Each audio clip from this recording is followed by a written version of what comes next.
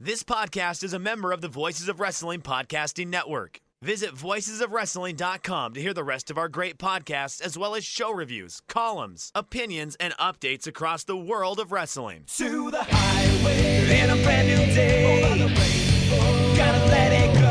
So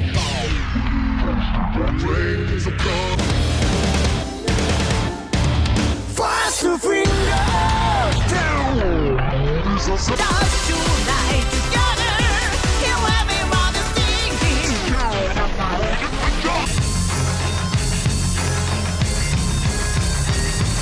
你看到我就怕，头皮发麻，我的手。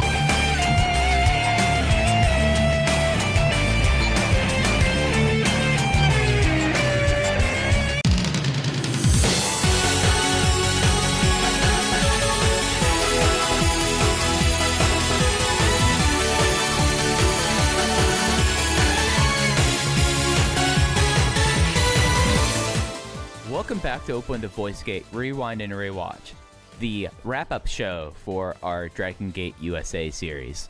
We are members of the Voices of Wrestling Podcast Network. You can find us on the Voices of Wrestling feed or on the Open the Voice Gate feed on all podcast platforms and applications. You can follow us on Twitter at Open Voice Gate. If you'd like to donate to the show, click the link in the show notes. It'll take you to our redcircle.com landing site. You click the red rectangle that says sponsor this podcast, and you can do a one-time recurring donation. As always, no obligation whatsoever, but we would like to thank all of our previous donors. I'm one of your hosts. It's your old pal, Mike Spears. Joined as always by our other host, Case Lowe. And Case, 50 episodes, approximately a year, and we've come to the end, at least at this point, of our DGUSA project. It is wrap-up show time, and we have a whole lot of fun stuff planned for this, don't we? It feels good. It feels really good to think that, again, we've literally been working on this project for a year now. The first episode of the Rewind and Rewatch that we did was released on March 31st of 2020, and we would have recorded that a week, if not 2 weeks, before that was released. So this has been an entire year in the making. We've watched every bit of Dragon Gate USA we can get our hands on. Some of it we've enjoyed, some of it we have not, to say the least, and it all kind of leads to this, of a wrap-up show where we're going to be talking about the best matches in the company's history, the best shows, some of the best and worst that this promotion had to offer over their 5-year lifespan. Yeah, so this is going to be, if you're someone who just like dips their toes in or has this as a backlog, or you're someone who does not want to have to go through all 50 shows, this is going to be like a 2-hour morsel of what is originally like 80 hours, where we're going to talk about like what happened afterwards with DGUSA, what happened with WWN, what happened with the titles. Then we're going to talk about our reviews. We're going to give it our best. It's good, and then we'll move on to some reflection. We've had some questions that, without leading in a way, we ended up with some questions that were topics we wanted to talk about on today's show. Like, this is, in a lot of ways, this is kind of like our capsulation, or like we put this into a capsule of what Dragon Gate USA is with this upcoming show. I think it's fair to say. Yeah, I'm thrilled to be a part of this. It's really cool to be able to put a bow on this project. And after, I mean, like I've talked about it a few different times on this show now, about just, even though the shows are 2.5, 3 hours every week, and it doesn't eat up a ton of time, this entire week I had already completed my notes for this episode, and so I was just going like, wait, I've got to do something else, don't I? Like, don't I have to watch Fearless 2012? No, I don't. I could watch more Grand Hamada matches instead. So it's it'll be very weird to finally be done with this after this week. Yeah, and that's something that we've talked about a little bit in oblique terms. Like, this has been a very fulfilling project, but it's weirdly a time sink that I'm ready to kind of put some distance between, because both of us independently watch the shows. We do the research we can. I did a lot of the earlier research cases, picked up my slack towards the end, and then recording and then editing. I mean, this has turned into basically a 5 to 8 hour a week enterprise that, we have other things we've talked about wanting to do afterwards that we might take like a week or two break before we move on to that. But, this is kind of like our, I guess this episode is our product for like, that is the product of like our 400 combined hours focusing on DGUSA, which does kind of feel a little sad when you quantify it like that. Yeah, but the good thing is, for as much research as we've done, for as hard as some of these shows have been to watch, I had fun the entire time, because shows were better for longer than I anticipated them to be. Even the bad stuff towards the end, I was able to find some sort of value in it. So at no point over the past year have I really thought like, ugh, I wish we wouldn't have done this. It was a really fun project all the way through, at least on my end.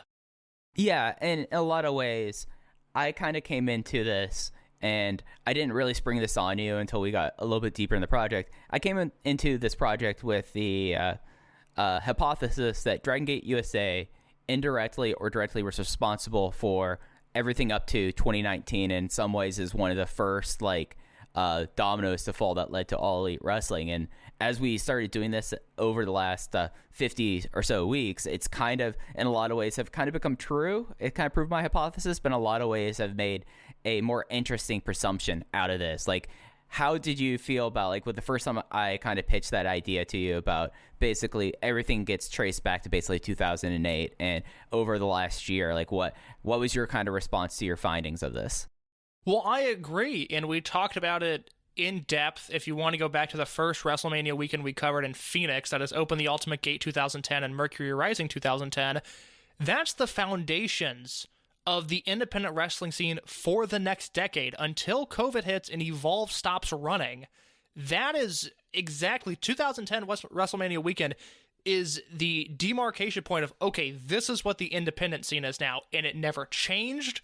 There's never been any sort of partnership or easing among enemy lines between Gabe and ROH, whether they're Kerry owned and operated or Sinclair owned and operated.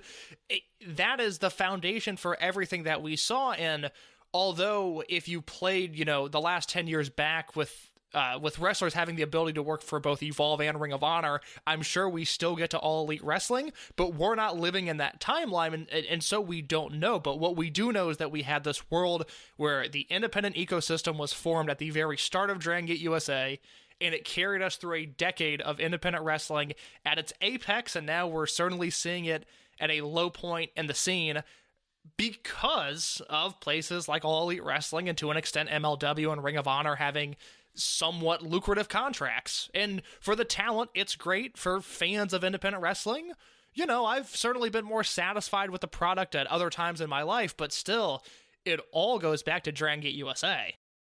Right, yeah, and it's something that it's very fascinating, and it's something that I wonder, we started this project basically in 2020, looking back 12 years, now we're looking back 7 years, and I'm wondering, how are we going to think about this promotion that pretty much, unless something really weird happens, is not going to be revisited. It's not going to probably be featured prominently on WWE Network or Peacock in the future. So it'll be interesting to see it the farther we get away from DGUSA, what the ramifications of it were. Yeah, completely. I mean, that's why it was important for me to do this project, was that we had enough distance. We had seen the ramifications of Dragon Gate USA play into the wrestling world at this point, and no one's going to cover this. It's why when I was really down on Dragon Gate in Japan in 2017 and 2018, I forced myself to keep on covering it, because if I don't do it, you might do it, but even then, it just, the records need to be kept, the archive needs to be preserved, and even if we're doing this 7 years after the fact, at least in the case of the final Dragon Gate USA show, there's now at least some long-form record of this promotion where we kept tabs on the news wires throughout the project, and we kept tabs on what else was going on in wrestling, not just independent wrestling, but wrestling throughout the project. And I think that's really important, and I hope that whatever dorks come along 20 years later that follow in our footsteps, maybe not 20 years, because by then, who knows what the world will be, but in 5 years, when the next dorks come along and they want to do some research, I hope that this podcast aids them in that effort somehow. Yeah, especially considering how a lot with resources and stuff going by the wayside, it's important to have some sort of verbal record at the very least. I mean, the oral tradition case has existed for thousands of years, so we just did our own very insignificant contribution of it for over the last year. But you mentioned the idea of distance and the idea of how the promotion closed up in 2014 after Mercury Rising 2014 on April 5th, 2014. But that was not it, at least for the Dragon Gate lineage, and there still were events that happened, in particular with the Dragon Gate USA titles being the Open the Freedom Gate Championship and Open the United Gate Championship. In case I know that you wanted to take us through how these titles traveled until they ultimately were retired.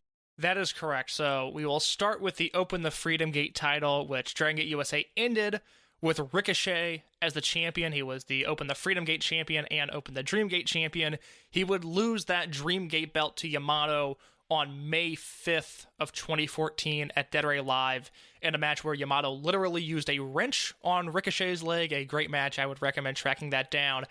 As for the Open the Freedom Gate title, after the final Dragon Gate USA show, Ricochet would go on to defend the title at Evolve 32 against Matt Sydal, at Evolve 35 against Uhaa Nation, at an A1 show in Canada, Final Act 5 on November 2nd, 2014 against Josh Alexander, before defending the belt in China twice, once on the first China show, November 10th, 2014 against Chuck Taylor, and then again on the third China show, November 14th, 2014 against AR Fox, before losing the belt back to Johnny Gargano on the fourth China show, the fourth and final China show, that is November 16th, 2014.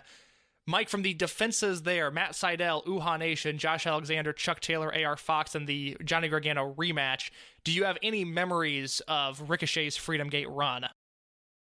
It's something where probably the one match that I remember somewhat, because I remember watching the show, is probably the Uhaa Nation match in Brooklyn, because it was something where it does feel like that after the last Dragon Gate USA show, it was very much like full steam ahead towards China in a lot of ways. So like these Evolve shows, in a weird way, were kind of setting up that in a way. And of course, him and Uhaa had the Open the Dream Gate title match earlier that year. So it was something that was kind of a nice bit of reflexivity happening there. Yeah, the Sydal match is good. It's not great. And it's one of those where it's just amazing how quickly things change coming out of Dragon Gate USA, because Evolve 32 is the second show in that Florida triple shot where Timothy Thatcher was introduced to Evolve. That was the style battle with Biff, Gulak, Thatcher, and James Ray Dean. And Gabe was, grapple fuck is here, and this is what the promotion's going to be. And then on that show, you had Sydal versus Ricochet. That, again, was a lot of fun, but it already immediately felt out of place. But that Uhaa match is certainly the best of that bunch, Evolve 35, which is a tremendous show top to bottom. And if you can find Evolve shows, Evolve 35 is one to look at. So Johnny Gargano wins the belt in China. He takes that belt back stateside and defends it against Shane Strickland at Evolve 36 on January 9th, 2015, and then goes to the UK, Kamikaze Pro Storm Wrestling, March 8th, 2015, and defeats Pete Dunne to retain the Freedom Gate belt. And then WrestleMania weekend 2015 in Santa Clara, he defeats AR Fox at Evolve 39 to retain the belt. Then he would meet Drew Galloway at the 2015 WWN Super Show in a title versus title match. The belief at the time was that this match was going to unify the Evolve and Freedom Gate belts together, and that we would just see the Evolve title going forward.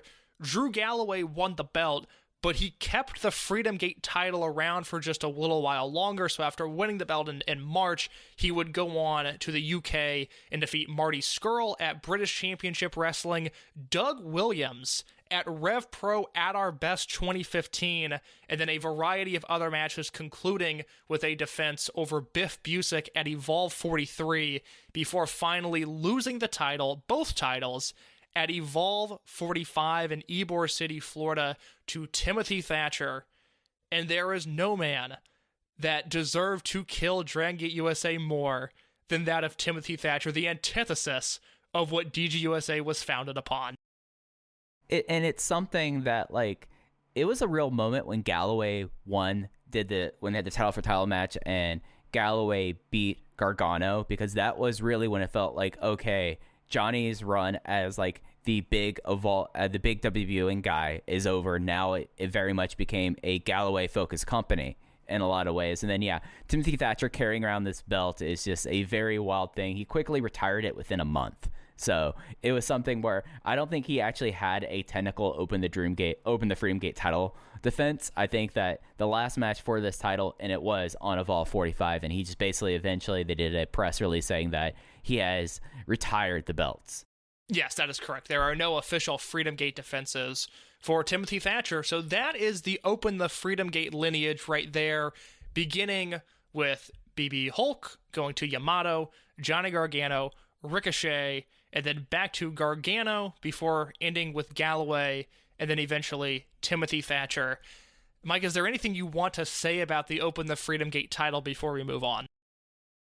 It's something that, at least for me, the real conclusion of this title was not the Mercury Rising 2014, not Mercury Rising, Open the Ultimate Gate 2014. It probably was Gargano re-winning it in China, and that kind of was it. Then it at a certain point, it did really become Gargano's personal title belt, almost like the ICWA Texarkana TV title was for Larry Sweeney in a way. But yeah, it became very clearly like a vestige of a dead promotion as soon as Gargano was making the second run of defenses, and then especially after Galloway winning the title for title match. It's something that, at least through Dragon Gate USA, and I can't speak to what would come afterwards just because I have seen most of those matches. I at least have seen all the ones that took place in Evolve and on the WWN property shows. But while in Dragon Gate USA, I feel like the belt was important the entire time, and that's something that Gabe has always done a tremendous job of. I don't feel like the Ring of Honor World title during his run in Ring of Honor was ever devalued at any point, and I can say the same thing about the Freedom Gate belt, that from Hulk through Ricochet, it felt like that belt really mattered, and I like that about the promotion. The fact that there were so few Freedom Gate champions is something that, looking back, I like that. For as much as I liked, say, a John Davis, it's probably for the best that we didn't get a 3-month John Davis Freedom Gate run. I think for the most part, the belt was booked great. The one thing you could say is, well, should Akira Tozawa have had the title? And I would certainly listen to that argument. But as I said a few weeks ago when we talked about Ultimate Gate 2014, the moment of Ricochet beating Gargano was just so beautiful to me. I had such immense satisfaction from that moment that, although I would have loved to have seen a Tozawa title run, I really don't have any complaints about the booking of that title for 5 straight years. I mean, I will argue the other side. When they reached a certain point, and when Dragon Gate USA was crawling for relevance just like tooth and nail, and was at one point the number 4 promotion in the United States, and then it was in the milieu of AAW, Beyond, PWG, like in 2013, 2012, 2013, and then 2014, it ceased to exist. I think that having Tazawa with a belt at least one point could have brought more eyes to the product and could have sold more tickets, especially at a time when they were getting less and less fly-ins, and he's the one guy who always jumped to work for in the United States even before he got hired by WWE. Like, it just is something that I feel like that it was a failed business decision there. However, how satisfying the Ricochet win was against Gargano, it's something where you would have to completely chart out a remaining existence of the promotion if it was Tozawa getting the belt at one point. As for the Open the United Gate belts, the Bravado brothers who left Dragon Gate USA as the champions, they would go on to defend the titles at Evolve 30 against Fire Ant and Green Ant. They would defend the belts against Caleb Conley and Rich Swann at the FIP Florida Rumble in 2014, and then they would make one more defense at Evolve 34, this time against Fire Ant and Silver Ant, before losing the belts in a 3-way tag that had AR Fox and Rich Swann in it, but the champions coming out of that match were Anthony Nese and Caleb Conley. The important thing to note here is that although Nese and Conley won the belts in that 3-way tag, the next few defenses would be made by Caleb Conley and Trent Beretta, as on the China shows, the Premier Athlete brand defeated Fire Ant and Silver Ant on night 1, the Bravados on night 2, and then both the Bravados and Fire Ant and Silver Ant on night 4. As we head into 2015, Conley and Nese would lose the belts to Johnny Gargano and Rich Swann at Evolve 42, and then Gargano and Swann would defeat Drew Gulak and Tracy Williams at Evolve 43 on May 30th, 2015. After that, the belts would go dormant until the beginning of 2016 when a tournament was made to crown the first ever Evolve Tag Team Champions, and that tournament was won by Johnny Gargano and Drew Galloway. It's something that, like, the China shows, Nice wasn't on those shows. So Yes. they basically made it into they basically gave it a Freebirds role because he was not there. And it's something that, like, it was like a big deal about Gargano and Swan reuniting as Ronin to winning those titles, and then Swan eventually turned heel, and then it was kind of like, oh yeah, no, these titles are done now. We'll have new Evolve champions now. The United Gate belts, in a way, represent the immediate and unapologetic downfall of Dragon Gate USA. First champions are Masadioshino and Pac. They would lose the belts to Shima and Ricochet, who would then vacate the belts because Shima was injured. Masadioshino and Ricochet would become the champions, and then they would vacate the belts because Masadioshino didn't want to come over to America anymore. And then from there became AR Fox and Shima. They would lose to the Young Bucks. The Bucks would lose to the Bravados. And then, like I said, the Premier Athlete brand, and then Ronin would end with the United Gate tag team titles.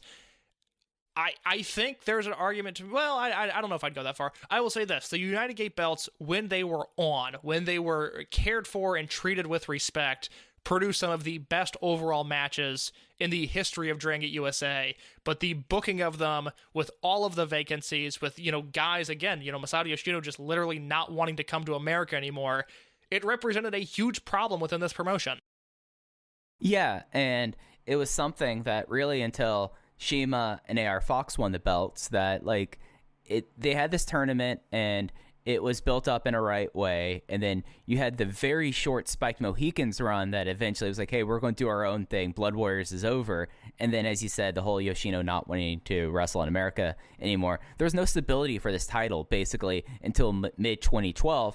And then at that point, basically, it was Yoshima and AR Fox, who probably had the best combined reign out of any of the champions, the Young Bucks, and then it quickly, when the Young Bucks were clearly done with Gabe and couldn't work for Dragon Gate USA, then you had the Bravados, and then at that point the titles were already dead, I would say. And everything post the Young Bucks reign, even going post DGUSA, it's something that's like, well, you're basically hauling around corpses of titles at this point, in my opinion. Mike, are you ready to move on from the title lineage into some events that happened after Dragon Gate USA died, just to illustrate how long this promotion has been inactive? Yeah, let's do it. All right, so I've got a list of 9 things that happened in 2014 after the dissolution of Dragon Gate USA. I'll read all of those, and then we can react to it. And then from there, I've got another list of about, I think, 9 other things that are going to illustrate the history of the Dragon system in America following DGUSA, some Dragon Gate Japan notes, some Gabe notes, kind of everything in the universe of what we talked about that happened after Dragon Gate USA died. But I want to talk about some of the things that people may not remember also happened in 2014. And this list begins 2 days after the death of Dragon Gate USA, April 7th, 2014, Jeff Jarrett announces the launch of Global Force Wrestling.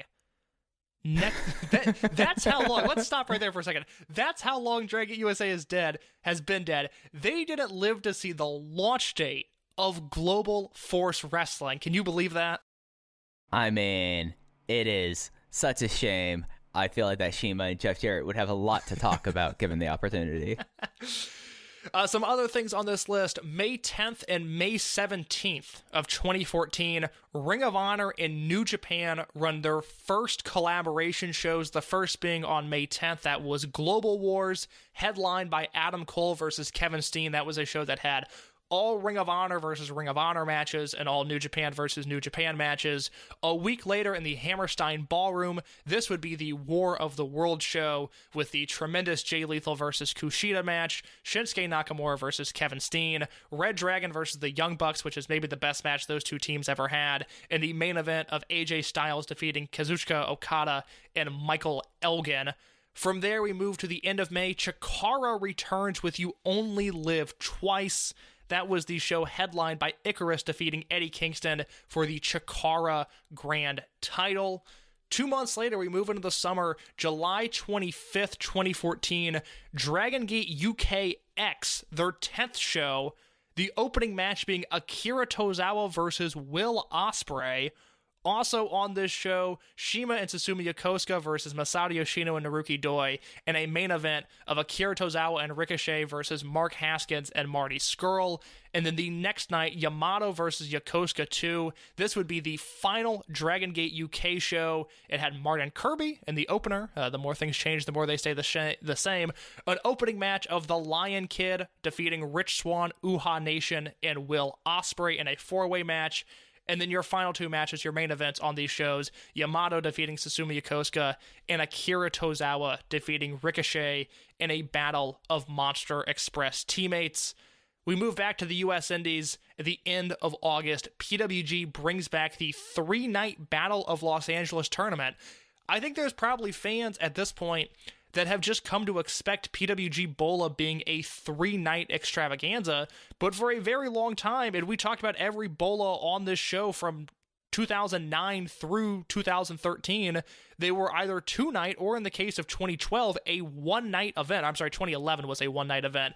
PWG, they really loaded it up. This is really the beginning of the boom period of PWG. This Bola that, I mean, literally, I think everybody on these shows was at some point a contracted Major League wrestler in America or Japan. Candice LeRae, Rich Swann, Johnny Gargano, Chuck Taylor, Kenny Omega, ACH, Matt Sydal, Chris Hero, Ricochet, Chris Sabin, Zack Sabre Jr., Adam Cole, AJ Styles, Brian Myers, Kyle O'Reilly, Drew Gulak, Michael Elgin, Tommaso Ciampa, Roderick Strong, Biff Busick, TJ Perkins, Bobby Fish, Trevor Lee, and Cedric Alexander. Those were your combatants in Bola. It was won by Ricochet when he defeated Johnny Gargano and Roderick Strong in the finals.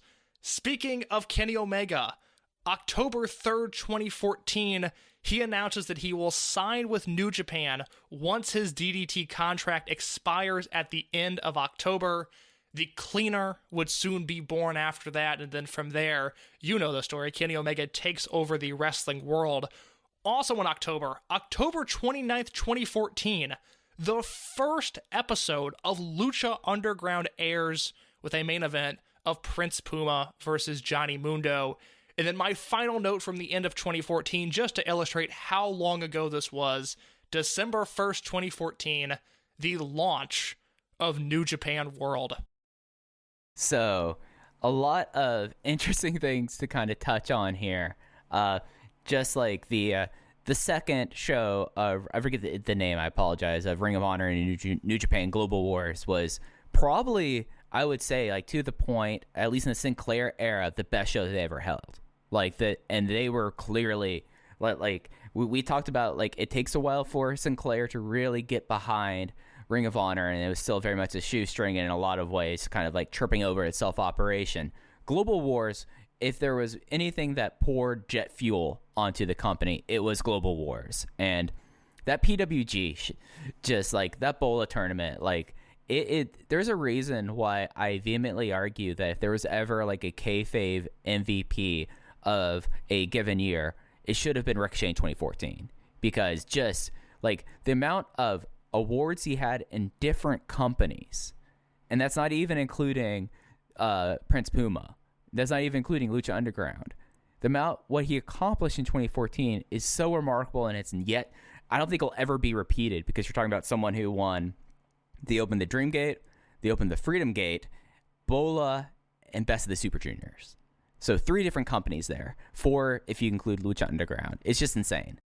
Yeah, Ricochet's 2014 is unparalleled, and that was a year where he received a WWE tryout, and the story goes that he was told, we don't need another Pac, we're good, which is, I mean, thank God it happened. I mean, thank God they did not want Ricochet in 2014, because it led to 2015 and 2016 Ricochet, which was so much fun, but, I mean, it's just the incompetence at that level. It's mind-blowing to me, because, you know, what, did he take 5 years to learn how to look at a hard camera? I mean, it's just unbelievable that they didn't want Ricochet at the peak of his powers. That would be like Zion, like all 30 NBA teams be like, you know what, Zion, stay in college another year. We're good. We kind of have big guys right now. We're not really looking for that. Why don't you go back to Duke for a second season? And then with how long Ricochet ended up staying on the Indies, it would have been like if Zion went to college for all 4 years. I mean, he was on the Indies for so long to a point that it was uncomfortable. Like, can this guy just sign already? Like, look, I love watching Ricochet, but it's demeaning to him to watch him at a Pancakes and Pile Drivers show when this guy is one of the best wrestlers on earth. So yeah, there's the whole Ricochet aspect of things that is very interesting. And then, like you touched on with Ring of Honor, we've covered them since the start of this show as well, and I think we can put a bow on it. That's exactly it. The Global Wars show in New York completely changes everything. By this point, I'm going to every Ring of Honor show in Chicago Ridge, and I would have gone to one in March of 2014 that was headlined by Adam Cole versus Chris Hero, and I had seen like, oh, okay, they're starting to put a little bit more production into it. The crowd's a little bigger. It seems more professional. But the time I went back to a Ring of Honor show, which would have been August of 2014, it was an entirely different feel. They had invested in the live event experience. They had invested in more talent.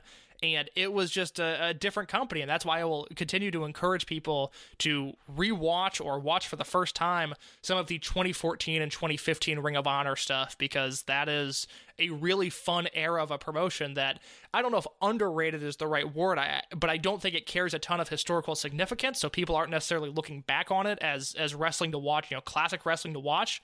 But that era is a very fun era of Ring of Honor. So I would recommend that.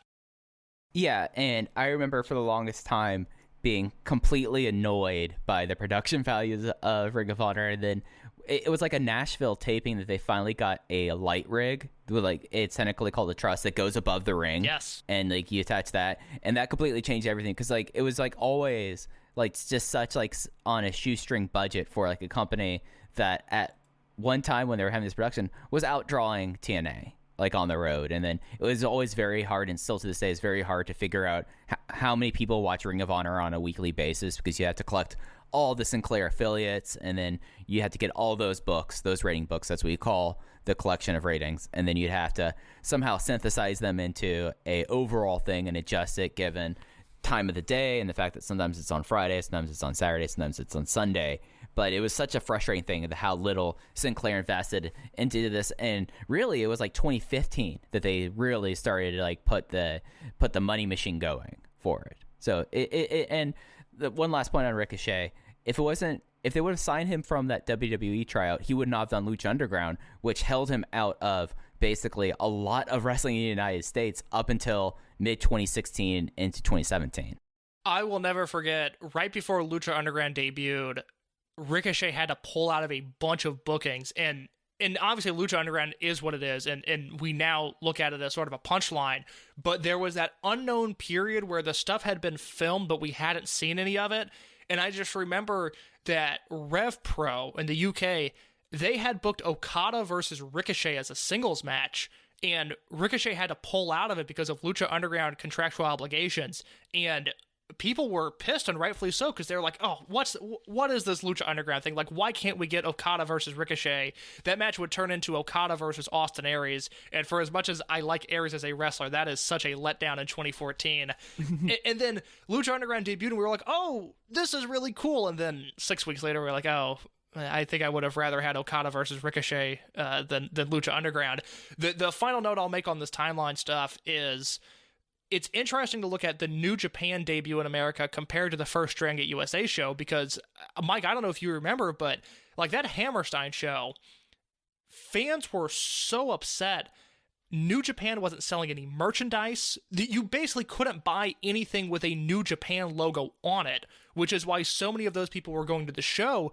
But there was also a part of the audience that was not familiar with the New Japan talent yet. I mean, guys like Okada and Tanahashi were over, but the biggest reaction to the night were the Young Bucks and Jushin Thunder Liger, and that was the Adam Cole versus Liger match, which to this day, it's not one of his best matches, but it's one of my favorite Liger matches, because everybody shit on that match when it was announced. How are you doing Adam Cole versus Liger? Liger's so old, who cares? Give us Adam Cole versus Tanahashi. And then Liger came out and got the biggest reaction of the night, and then worked a very smart, very engaging match with Adam Cole. And I was like, oh yeah, that's right. Liger's literally one of the best guys to ever do it. Like, Ring of Honor was right in this situation. Yeah, and it's something where, like, when we talk later on in the show, reflecting about what worked for Dragon Gate USA, why it didn't work, and all of that, merch is a big thing that I remember going to the shows, and it was such an issue getting merch back then. Like, it's not one of those things where you could get a third party now. It just was like one of those things that you go on eBay, you try to get someone who was going to Japan at that time. And the fact that, like, merch per head is one of those things that I find very fascinating in wrestling. And, you know, like, that was, like, not understanding the intrinsic, like, people, if something comes and it's new and it seems like it's hip, people will want to spend money on it. And that was always the case with New Japan in America. And it took them a while before they started with pro wrestling tees, and that's its own complete different tangent that we might save for another time. But it's something that you look back at and you're like, oh, okay, like, this was the start of something. And I mean, I think that if you're looking at, like, a cultural third point, you have to look at Global Wars 2014 for that reason, just from the merchandising standpoint and that faux pas.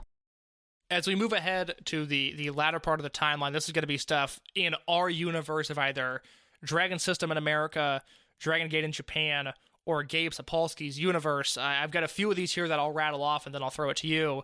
July 24th, 2015, PWG 3 Mendes 4.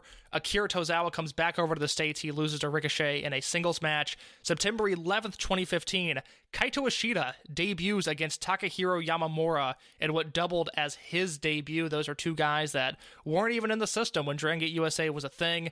At the start of 2016, January 2nd to be exact, PWG Lemmy, Akira Tozawa is back over, and he once again loses, this time to Zack Sabre Jr.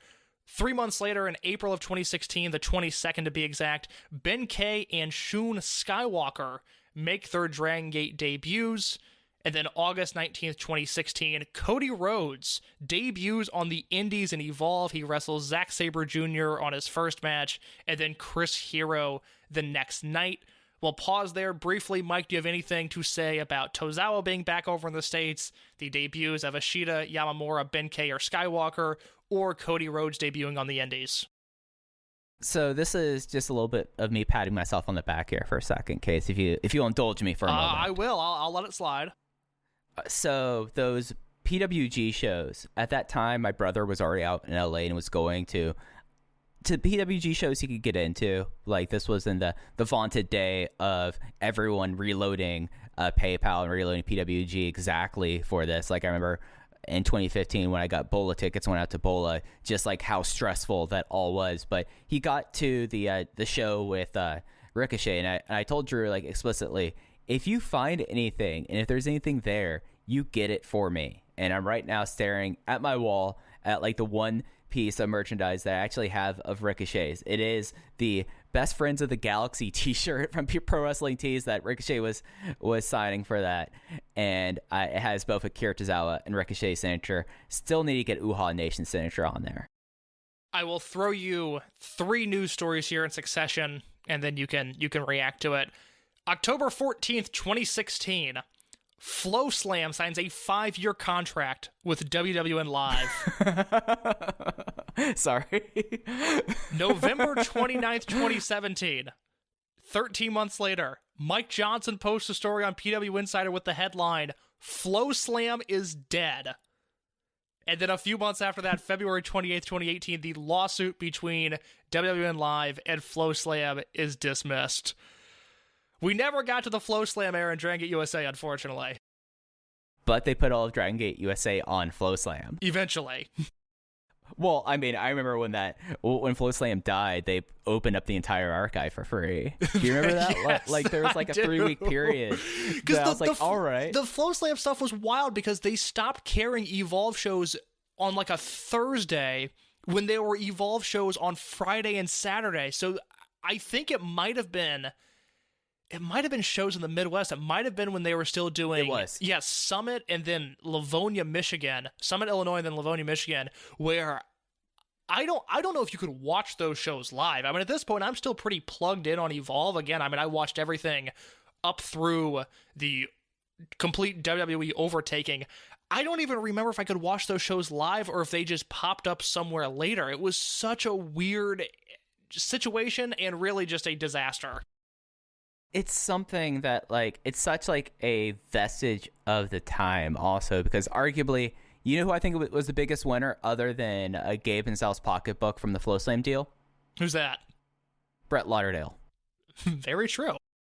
So, and it's something that, like, the whole entire time period, like, it was such a big thing. Like, I remember, like, that was right when Everything Evolves was kicking up and all of that. And then the lawsuit where they dropped how many buys, like, that Evolve was getting in 2014 and 2015. And me being financially minded, I was like, how much were they expecting to get subscription-wise for this? And I was like, this never would have made sense. This never would have broken even. And, of course, now when we look at WWE Network and Peacock, another value proposition that will never break even for them. It's just one of those, like, real remarkable things. And I also remember that for that WrestleMania in Orlando, Gabe was being so proud of, like, the production, putting money into it, and, like, the Flow Slam banner, like, fell down partway through, and he made a big point of, well, I spent all this money on production, and you look at all the lasers. And then I very quickly, like, contacted some people in the area, and I found out how much it cost to rent a laser machine for that weekend, and it was not a lot of money. It was not a lot of money whatsoever.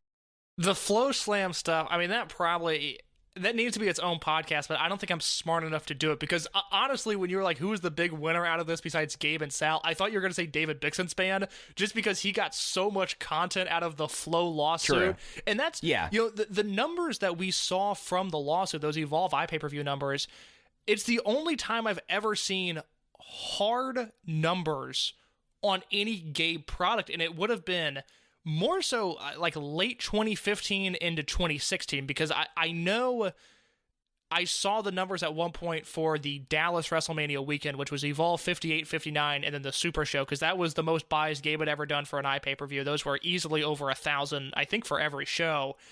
We don't have anything of 2014, which is the stuff I really would have liked to have seen, of especially if you could get like Evolve 29 and Evolve 30, which were the final Dragon Gate USA light Evolve shows, into Evolve 31, 32, 33, which were the first Grapple Fuck shows. That was the complete rebranding where they were doing the weekend standings and things were drastically changing in that promotion.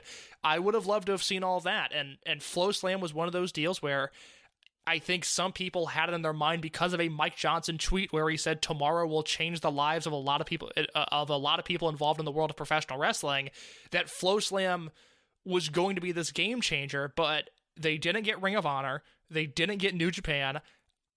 I would love to know if they ever reached out to Dragon Gate to see if they could carry some of their content, but obviously that didn't end up there.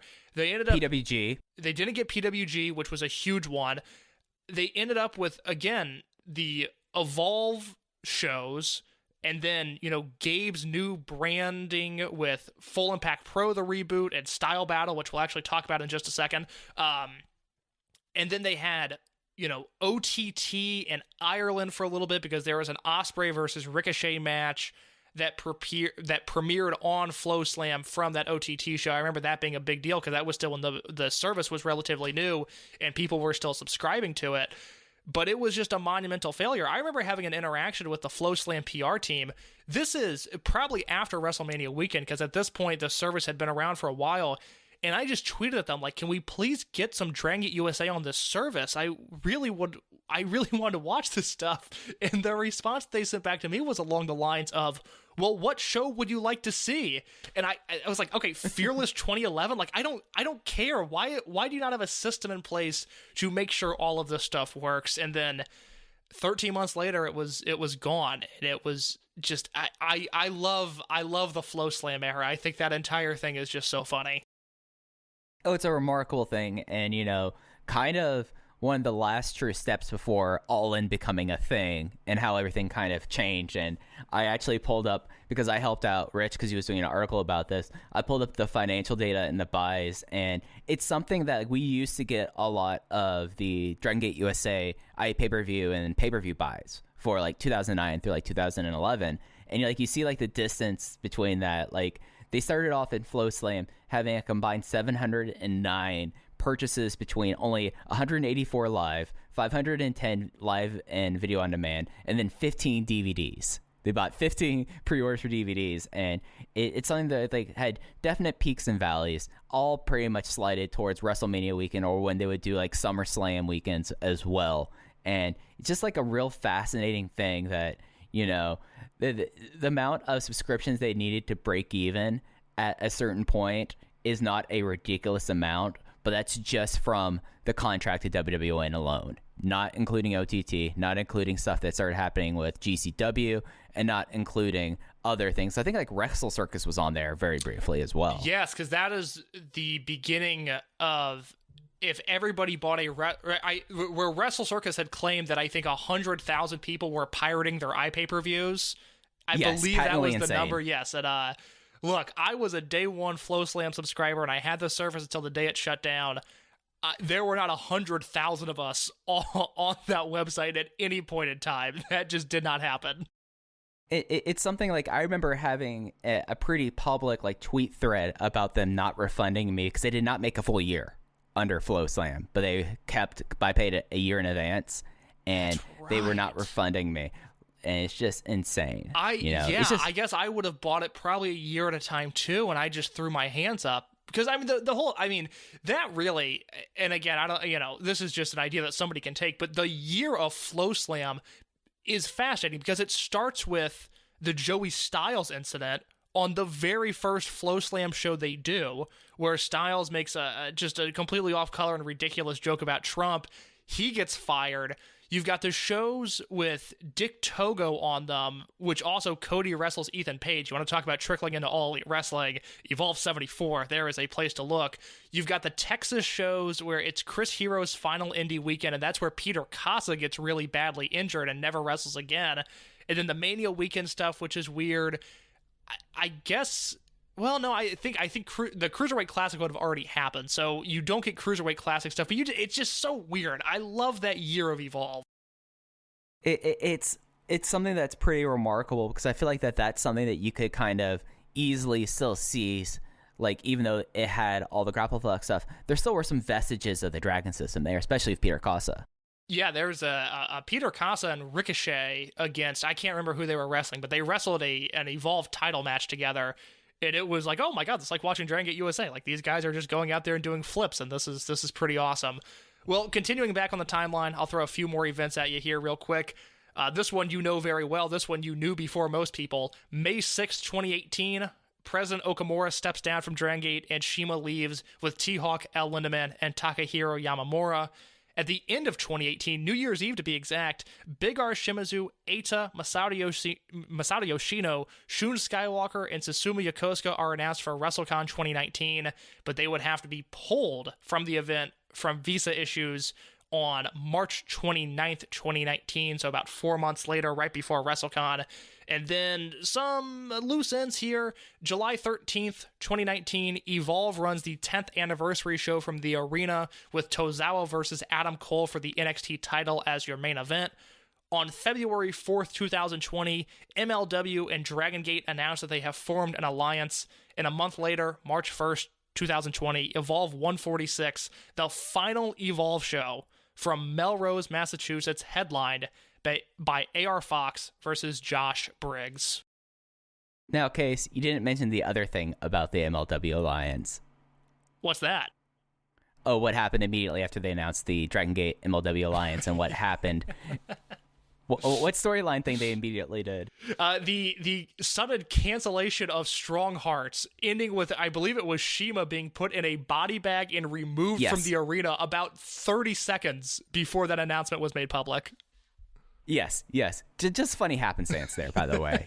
just remarkable how things work out at times. But yeah, no, it's something where, like, the Dragon System stuff in America post 2014 is something I find really remarkable and frustrating, because when you talk about WrestleMania weekend 2019, the only people that were going to book the Dragon Gate people were WrestleCon. Like, that was it. There was one booking that AIW had for Masadioshino, and I know that I was a part of this. I know that there are others who did more. So the amount of hustling to try to convince people, like, no, you should book this match. This match is great. No, we have to find place for I'm not going to bury a meme wrestler here. It was just so insulting. And then the one thing also, like, continuing with that was Shun Skywalker in Mexico and that whole situation as well. Yeah, Skywalker obviously was going to be there at WrestleCon and then was likely going to spend some time in MLW in 2020. So that is now 2 attempts to get him to the United States that have not worked out. And that WrestleCon weekend, that was frustrating because that was, again, the WrestleCon crew, which I'll name them by name. Rob Viper was really plugged in there, and he obviously helps book some of those shows. And he was attempting to get the most out of the Dragon Gate guys that he could. I know Black Label Pro had booked Jonathan Gresham versus Masadioshino, and that match didn't take place, which was a bummer. That was AIW. Yeah. But it was just a total lack of care from and it makes sense, given what the indie scene is now.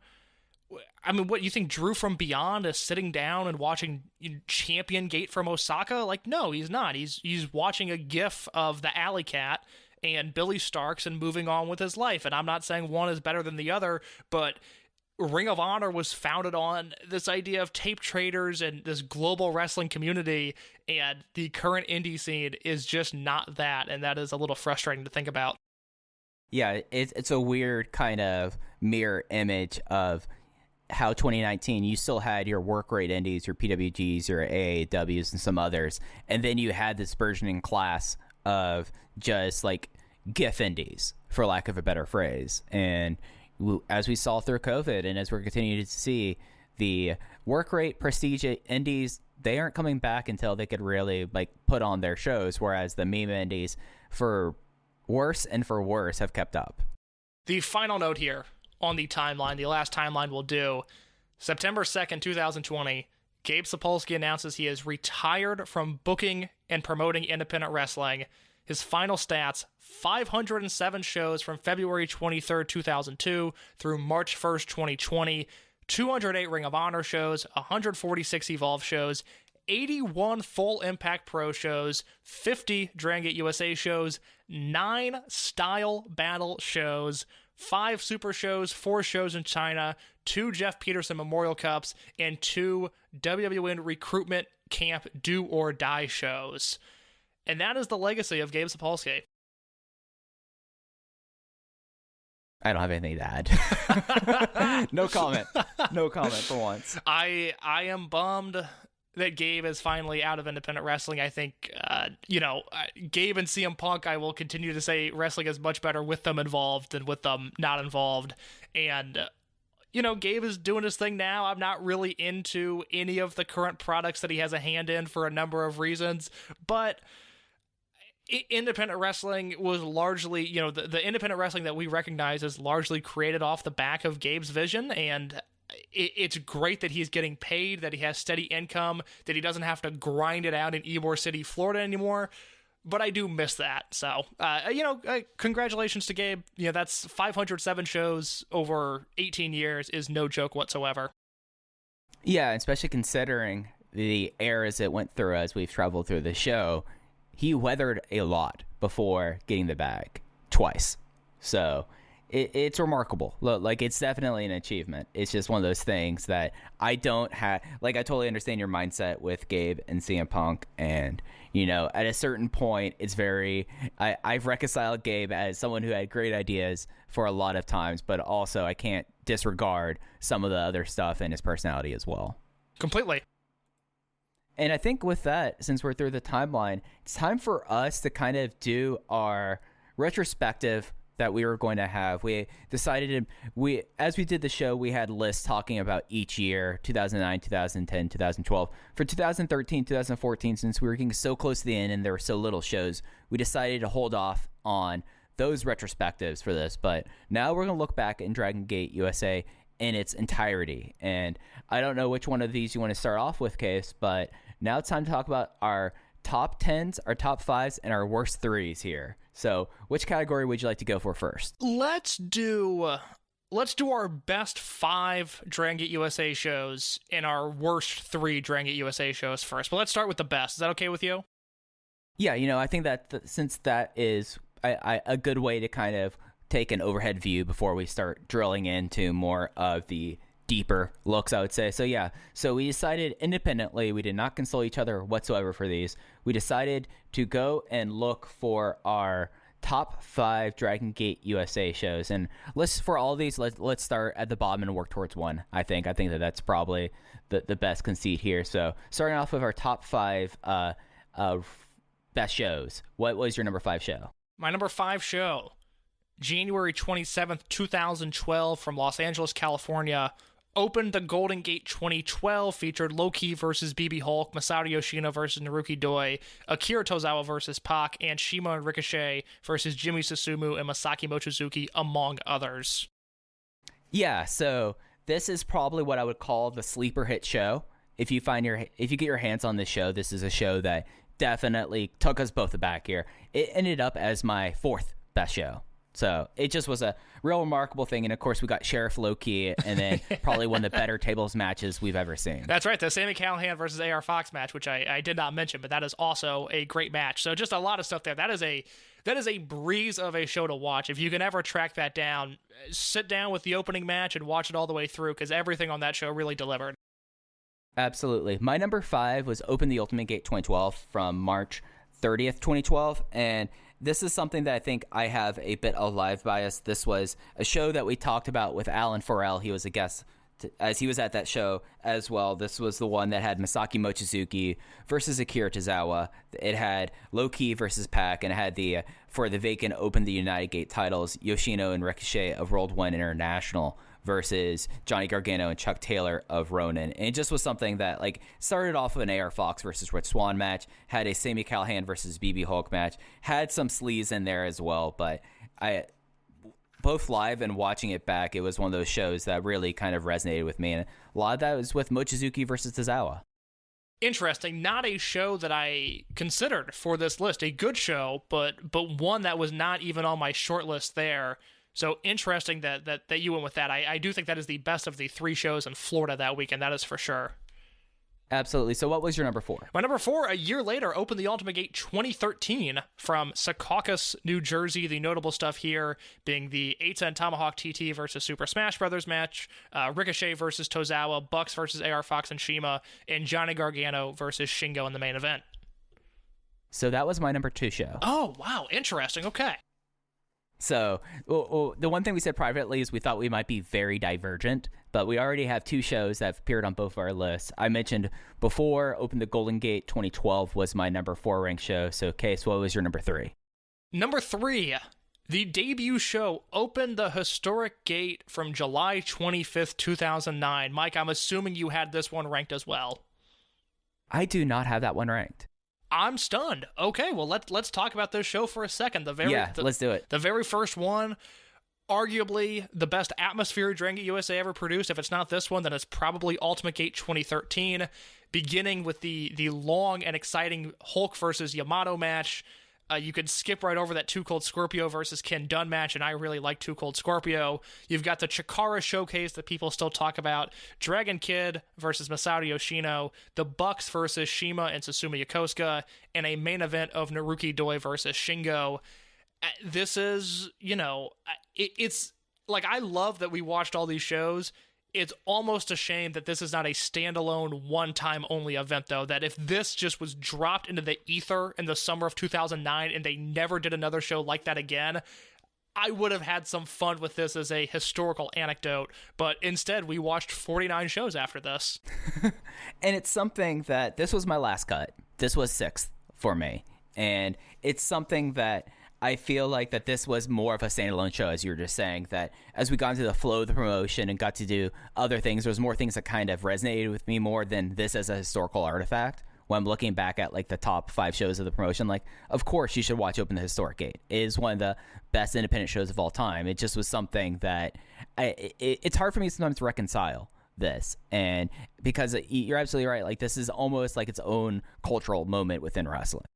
Completely. It's a show where, I know people in my own life that never watched another Dragon Gate USA show, but they love this show and they get excited whenever there is some sort of discourse on their timeline about Open the Historic Gate. It's just a weird communal thing that everybody seems to love. Absolutely. So my number 3 was Enter the Dragon 2010, the first anniversary show. So a year later from the ECW Arena on July 24th, 2010. And Did you have the show in your top 2? It is indeed. Okay, so it's something that, like, top to bottom, you have what I think is I'll be a spoiler here, what I think the best match in the promotion's history headlines it. You have the really fun Kamikaze USA versus Chikara Sekagun 8-man elimination tag, which I think was probably the best ever use of a foreign element ingratiated with the Dragon Gate roster. And then you have the 4-way case that the more you talked about, the more it resonated with me. Adam Cole versus Chuck Taylor versus Eric Cannon versus Ricochet. And not only that, you've got Shima and Johnny Gargano on this show, and BB Hulk versus Masaki Mochizuki. Yeah, so it's just something that, to me, with, like, what all went on with the show, and, like, this was, like, when I say, like, when we got into the flow of the promotion, this was a very powerful show to me. So, Case, what was your number 2 show? Well, Mike, we'll do this beauty pageant style, and I'll tell you my winner, because my winner was Enter the Dragon 2010, the first anniversary show. So that was, what, your number 3?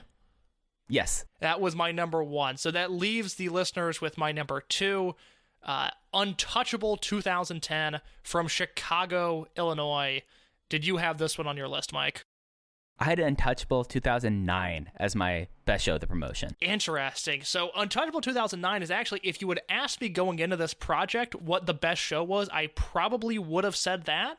But looking back at it, it would have been my number 6. It was the one that just missed the cut. So real quick on 2010, opens with Hulk, Tozawa, and Quackenbush in a 3-way match, an excellent Shingo versus Dragon Kid match, an excellent street fight between Jon Moxley and Jimmy Jacobs. There was a 4-way that left a little bit to be desired, but the last 2 matches, Shima and Ricochet versus Doi and Yoshino, and Bryan Danielson versus Yamato. That is a tough show to beat. That is my number 2 Dragon Gate USA show of all time. And I think the reason why I left that one off was I felt like that Danielson and Yamato was a excellent match, but it didn't transcend to me. Whereas I think it resonated with you a little bit more. The Spike Mohicans versus Doyoshi, we talked about at the time, the one show that, like, showed, like, all of Gabe's powers in one match. It's like, we talked about Ricochet's 2014. It is literally all because of that match. That is Ricochet becoming a star in front of everybody's eyes. Yeah. And then the Shingo versus Dragon Kid match that I thought was the best match on that show. I think I was higher on it than you were there, but it was, like, probably the best match that Shingo and Dragon Kid ever had. So that's why it resonated with me that much. Untouchable 2009, it is something that there is, when it comes down to it, when I'm, like, looking up and down, you have Davey versus Shingo, you have Danielson versus Doi, you have Masadioshino versus Dragon Kid, and just a lot of stuff. Like, you had Brian Kendrick versus Shima, wasn't as good as the match they had previous with that, or the one they had later. I forget the context of when there was another Kendrick versus Shima match, and then you had the Young Bucks versus Maraha Sapa in the main event, and just, like, top to bottom, like, the first 6 shows, because of the pay-per-view deal and they're working on the time window, there was very little filler during that time. And I think that's something that really kind of stuck out to me as well. It's amazing for me, of all people, to say this. If the Young Bucks match was better, that would easily be in my top 5, but that main event left a little bit to be desired, and because of that, I thought there were some shows that were a little stronger across the board. But it is, it is tough to beat. That Yoshino versus Dragon Kid match that opens the show is great. And then, do you have common sense? Danielson versus Doi, Davey Richards versus Shingo. That should sell you on the show right there. So that is a very strong top 5. I will read mine 5-1 one more time, just because we got kind of scrambled in there at one point. Mike, you can do the same. For me, my top 5 Dragon Gate USA shows of all time. Number 5, open the Golden Gate 2012. Number 4, open the Ultimate Gate 2013. Number 3, open the Historic Gate. Number 2, Untouchable 2010. And number 1, Enter the Dragon 2010. So mine, going from 5 to 1, is open the Ultimate Gate 2012, open the Golden Gate 2012, Enter the Dragon 2010, open the Ultimate Gate 2013, and then open the Untouchable Gate / Untouchable 2009.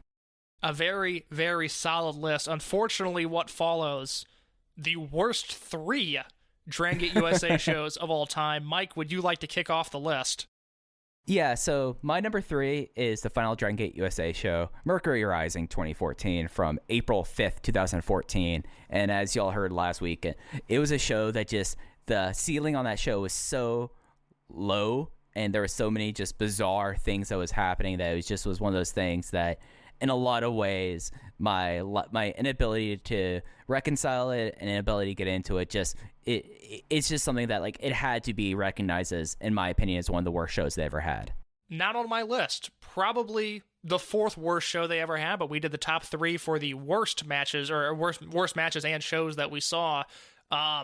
So my number 3, 2011 United finale from the Ace Arena. This was the one high point being Akira Tozawa versus BB Hulk, which was an excellent match, but Brody Lee versus Rich Swann in a meaningless squash match, an 8-man tag with Shima, Dragon Kid, Naruki Doi, and Ricochet against Aries, Jacobs, Jimmy Jacobs, Sami Callahan, and Yamato. That didn't deliver. The main event, Yoshida and Pac versus Chuck Taylor and Johnny Gargano, was fine. And there is a John Moxley versus Homicide match that we will talk about later on in this episode. I knew you'd have this one on your list. I knew it just because of when we talk about that match was so bad that it completely tanked something. And the Ace Arena sucked, and it prohibited the tag team tournament, which was already doing pretty well between New York City and Philly. It just completely cut it off at the heels. And then like the bizarre setup of the 8-man tag on that show, it just was like a fever dream of a show there. My number 2 is Revolt 2014 from February 22nd, 2014, and a lot of the heavy lifting here with Revolt 2012. I got so far through my notebook that I've actually had to have loose leaf papers because I wanted to keep everything together. You had Tim Donst versus Chris Dickinson in a match that was aggressively fine. Eve Elise versus Sue Young just was not very good. Caleb Conley versus Yosuke Santa Maria, which was probably the better Santa Maria match. The Bravado Brothers versus Taylor and Cassidy, which was awful. And then you ended up with a pretty okay top of the card. You had Nice versus Swan, which I thought was very good. Mr. A versus Shane Strickland versus Fire Ant, which is one of the more incomprehensible matches Gabe ever booked. AR Fox versus Drew Gulak for the Evolve title, which was, I thought, the best match on the show. And then a just really kind of abrupt and deflating Freedom Gate match between Johnny Gargano and Trent. Mike Spears, my number 2 worst Dragon Gate USA show of all time, Revolt 2014. There we go. And I think we did you have anything else you wanted to add to that? Nope, because I think we got the same number 1 as well. Yeah, so number 1 from Taylor's, Michigan, it is Untouchable 2012 from July 28th, 2012. In case I know you had a ton of opinions about this, as I flip through my notes and pull up the matches, give me your thoughts on the worst show in Dragon Gate USA history.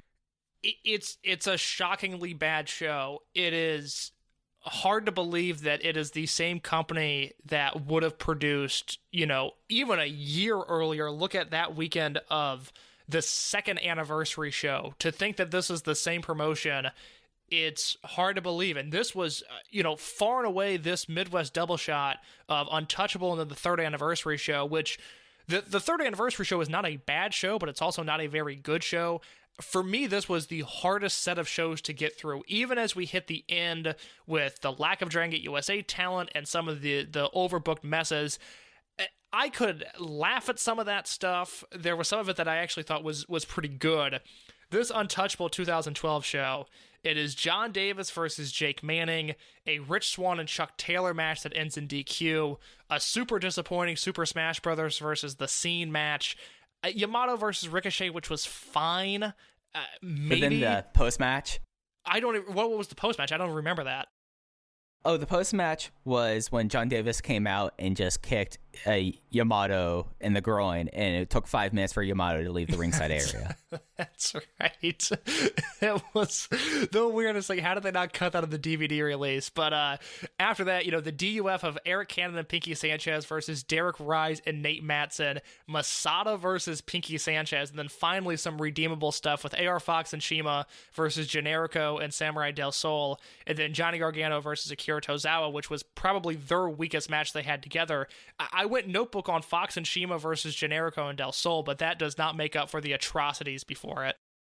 Yeah, I mean, the Jake Manning experience in Dragon Gate USA, like, nice guy apparently, but just did not fit in. And like just all the trappings about it, talking about they did this in a flea market, the lights went out partway through, the Super Smash Brothers wrecked the entranceway, and then the brawl between Chuck Taylor and Rich Swann in front of 40 people doing concrete bumps, and then Masada. Like that's there. I only have to say Masada there. It just was just an abysmal show. And I have written, as we were doing the showcase, I wrote down that it does not feel like Dragon Gate at all on this show. It's just awful. One of the worst shows I'd argue that Gabe ever put on. Yeah, that would be an interesting discussion, especially, I mean, I'm sure there's some Evolve shows around this time period that are probably pretty awful, but I'm trying to think of, I mean, do you have an answer for the worst Ring of Honor show Gabe ever booked? Because off the top of my head, I don't know. I mean, Best of the Super Juniors USA is kind of the one that everyone goes to, but I think the first, other than the three-way match at the Era of Honor Begins, like the rest of that show is just really, especially when we watch it in 2021 eyes, just really kind of terrible. There's some rough stuff on that show. There is the Eddie versus Super Crazy match that I like quite a bit. I knew you were going to say, or I at least was thinking you were going to say Best of the American Super Juniors. That show, at least, though, that has Danielson versus Spanky, James Gibson versus Roderick Strong, and they always killed it together. And then an Aries versus Homicide match that I really like. I mean, that's probably the best equivalent for this show, where you've got, say Danielson versus Spanky, which was on the level of Gargano versus Tozawa, and then that Aries versus Homicide match, which is probably on the level of the tag team title match on this show. But, one show has Masato, one show has Dragon Soldier B. You tell me which one's worse. I don't want to even have that conversation because both are so bad. So yeah, that's probably up there for Gabe. And it's something that it's almost like how did the show get made between these two shows in a lot of ways. So it just is something that I remember getting DMs about us talking about the Taylor show, and just like from people that were on that show going like, yeah, that was a rough night. That was a really rough night. Man, so bad. Well, let's stay negative, Mike. Let's go with our worst 3 matches, and then we'll do our top 10 best matches, and then we'll do our MVPs. How about that? Yeah, let's do that. So I went first last time. You can go first this one. What's the third worst match in Dragon Gate USA history? Third worst match in Dragon Gate USA history. Phoenix, Arizona, Mercury Rising 2010, Jon Moxley versus Tommy Dreamer. That was my last cut. It is such a bad match. It is such a bad match. Speaking of nice guys, because we just said this about Jake Manning, I know wrestlers love Tommy Dreamer. I get it. I never want to see this man wrestle ever again, and the fact that he's still wrestling drives me nuts. I did a whole big rant on it on the Mercury Rising show. I don't have the passion for it right now, but Moxley versus Dreamer is just everything I have come to loathe about Tommy Dreamer. It is so bad. It does such a disservice to Jon Moxley. Yeah, and like this is a time where the first big production miscues, as they brawled around the arena or brawled around the theater, the bizarre promo that Dreamer cut, and just the match itself.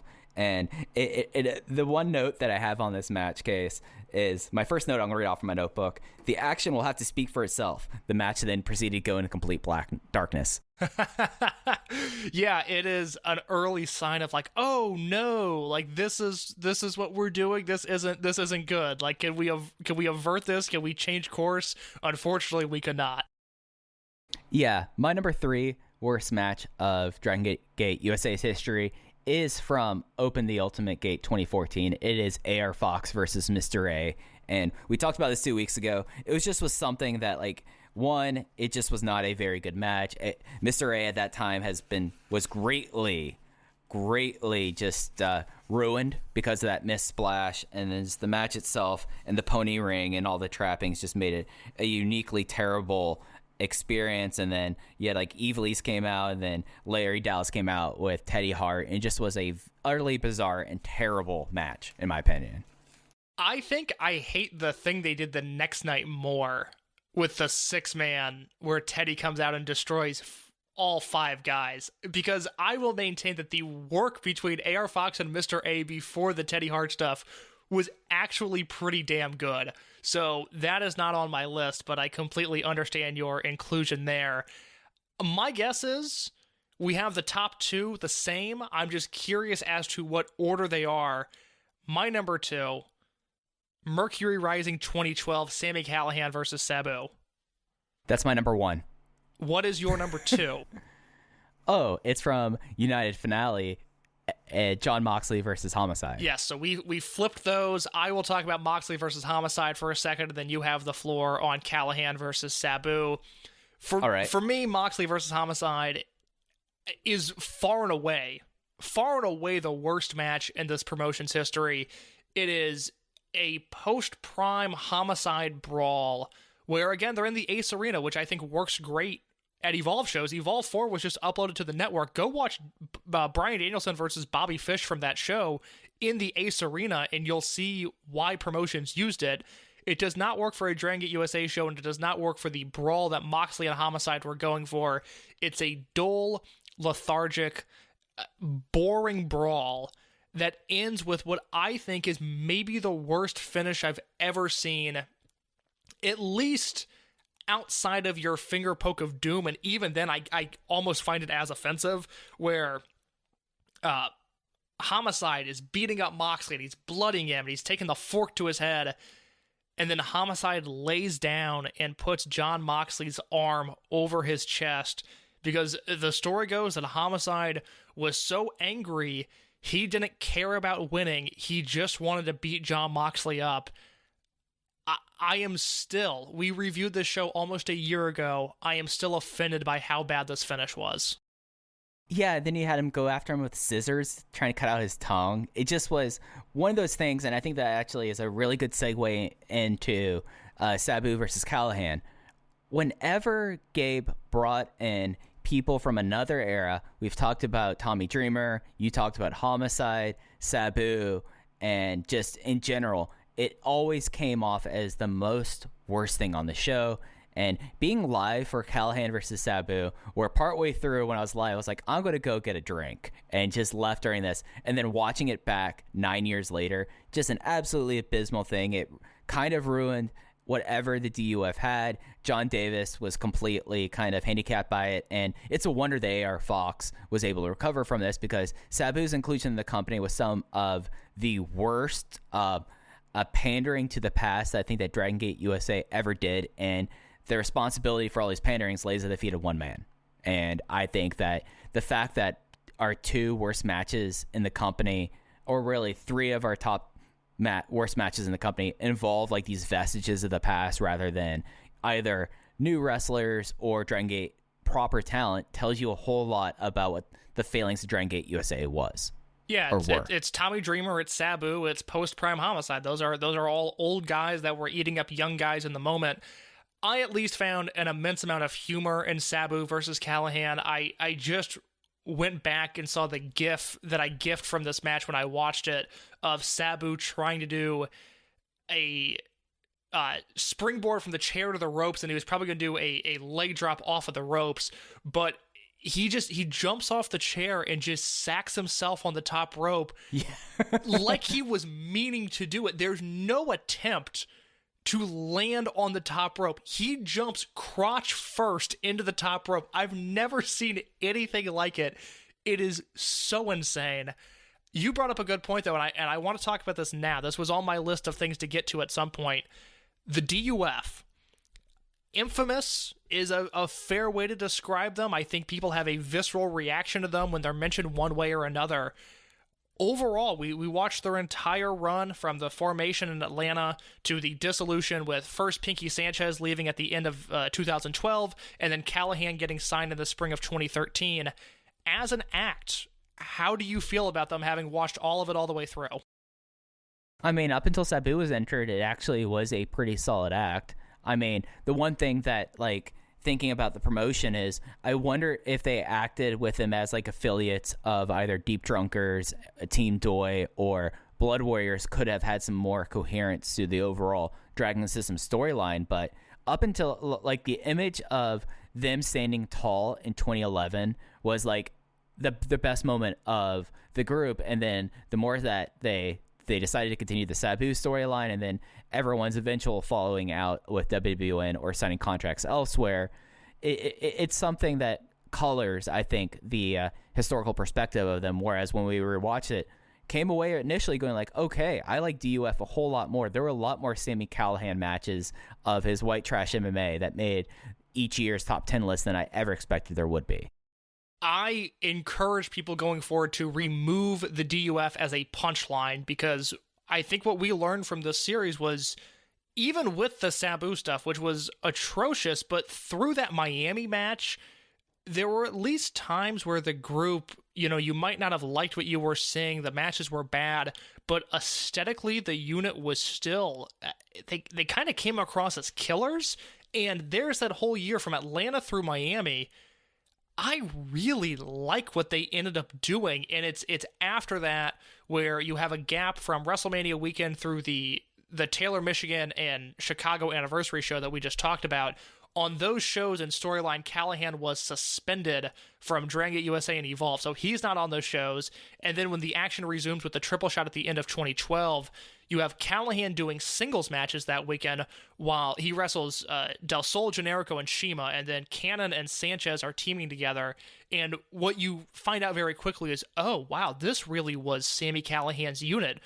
No disrespect to Eric Cannon, who actually impressed me a lot throughout this series, and Pinky Sanchez is whatever he is, but my enjoyment in the DUF was entirely dependent on whether or not Callahan was involved, and until Miami, it is a really fun, just different act in this promotion that, I think if you threw those guys in the current GCW landscape, I don't know, everybody looks like them now. Like, it wouldn't be special at all. But in Dragon Gate, where you've got, six-pack abs and world-class athletes, yeah, there were some times where it was a little corny, where they were almost like a 12-year-old cursing, where they're like, did you hear I said fuck? Yeah, fuck, I said it. Like, there was stuff like that that's a little annoying, but it got the point across, and I really like a lot of what I saw from the DUF, which I did not necessarily anticipate coming into this project. Oh, no. And it's one of those things I'm looking at because I used the same document I did for when we did our best of the year lists. And Sami Callahan had some of the more unique North American versus Dragon Gate Japan matches in the history of the promotion. There was the one in Low Territory versus Doi that I absolutely adored. He had one versus Shima that was excellent as well. Then one a year later against Susumu Yokosuka. And it's just something that, like, in a lot of ways, it was different enough that left more of an impact than some of the other people that, that you could take a look at, and you'd be wrong in saying this, but you could make the argument that they are kind of more cookie cutter Dragon Gate people, Yeah, completely. So it's, an interesting thing. I really wish the DUF would have not been saddled with Sabu. Even, if you're going to do the ECW thing, I don't know who was out there.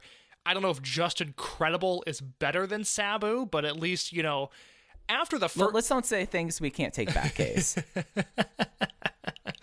All I'm saying is, it is amazing to me that after that first weekend Sabu's there in Chicago and Milwaukee, that they don't go, oh, we're pulling the plug. We can't possibly do this. The fact that they continue with it for another 9 months is pretty incredible. Well, who was the person who ran and insisted on doing commentary of his match? That would be one Gabe Sapolsky. That's what. Yeah. Yep. There was one person who decided that, I would argue. We're going to do MVPs next before we go over matches, the top 10 matches, right? We can do that if you want, yeah. Okay. So I did not rank my MVPs. So, Case, since you went first last time, I'll go first with mine.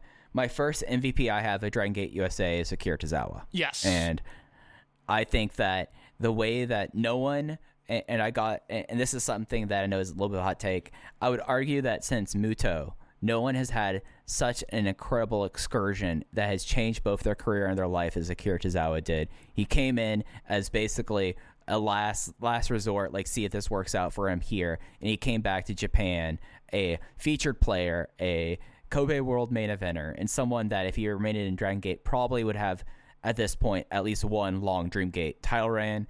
And I think that for the most part, and one of my storylines in this thing is wondering why he never got the belt. And we talked about that a little bit earlier. And that's why I think Akira Tozawa is one of the MVPs of Dragon Gate USA. Well, Mike, why don't you give your next two? Because I ranked mine 1, 2, 3. And I'm curious from your unranked perspective who else you have on this list. Well, I guess like the way I listed, I would have him as 3. So Okay. he is 3. Number 2 is Ricochet. Okay. And I think the one person that like we talked about the Mark Teixeira trade of Dragon Gate USA. He is the Elvis Andrus of this trade. He was the one that became the All-Star. He's the one that became the first ever Gaijin, opened the Dream Gate champion. We talked about his 2014 being one of the most decorated years in wrestling history. And you saw him going from being just someone that was like a drive along with Chuck Taylor to becoming a legitimate star and put him on the path of the world today. And that's why I'm his number 2. And for me, my number 1 MVP, and I did this by looking at the top matches of the year. I didn't like, I try to keep it within like how I ranked matches and how I had stuff in my notebook. My number 1 MVP of Dragon Gate USA is Shingo Takagi.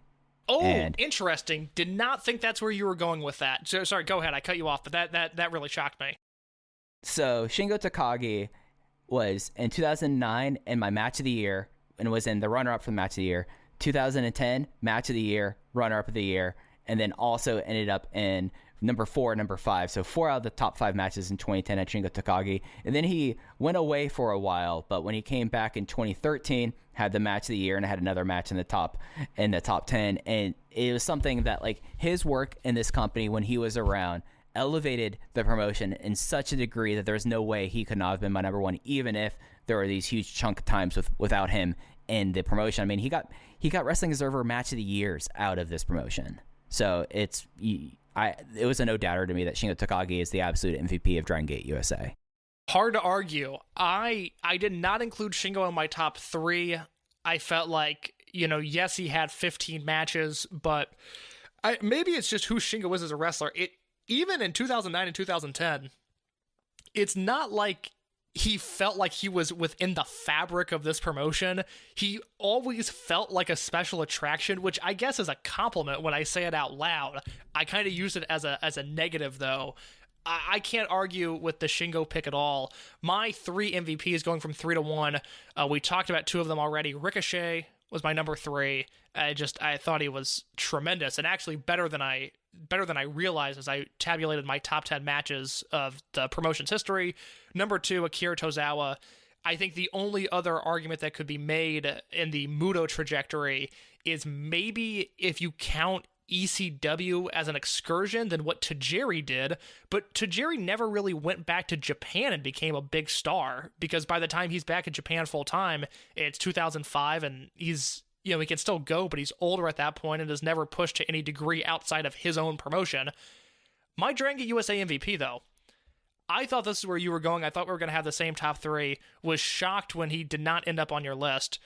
My Dragon Gate USA MVP, the person that I feel is most integral to the success of this promotion, is the man they call Pac. Yeah, he was my number 4. Yeah, and I would probably have Shingo at 4, so that makes sense. Yeah, in a lot of ways, I feel like him and Shingo kind of mirror each other. Like, what was your argument for Pac as the number 1 wrestler in Dragon Gate USA? There was no one, I guess with the exception of Shingo. I probably should have had Shingo on this list now that I say that, but I don't think anybody exuded consistency and high-quality performances more than Pac. Every time he was on the show, it felt like a big deal, with the difference being that between the World 1 stuff with Masadioshino as a champion and then later Junction 3, Pac felt like he was woven into the fabric of this promotion. He seemed like a Dragon Gate USA guy, or at least a Dragon Gate guy that mattered in the context of Dragon Gate USA. And I don't think it's by accident that when he leaves in Miami of 2012, the promotion drastically suffers in terms of match quality and just in terms of presentation and professionalism and aesthetics. Look, I'm not saying Pac is hanging, lighting trusses above the ring, but there is a level of professionalism that he has sort of demanded, or at least commanded, throughout his career, and once he goes, it really never returns. Yeah, and I think one of the things that helps Pac's argument for this is 2011 was by far the most prosperous year of Dragon Gate USA. That was a part of the series that felt like it went on for months of us watching another 2011 show. And I look at my top 10 matches of 2011, and he is in number 1, number 2, number 3, number 4, number 5, number 7, and number 10. So no one dominated a year as much as Pac did in 2011. And then the stuff he did in 2012, I mean, he ended up with my number 2 match of the year. that year. So I see the argument. I guess they're two sides of the same coin, him and Shingo. And I looked at the output even in the spread throughout the history of Dragon Gate USA was so high that it needed to be regarded, whereas Pac was so concentrated in 2011 and 2012 that's why he should be regarded as well.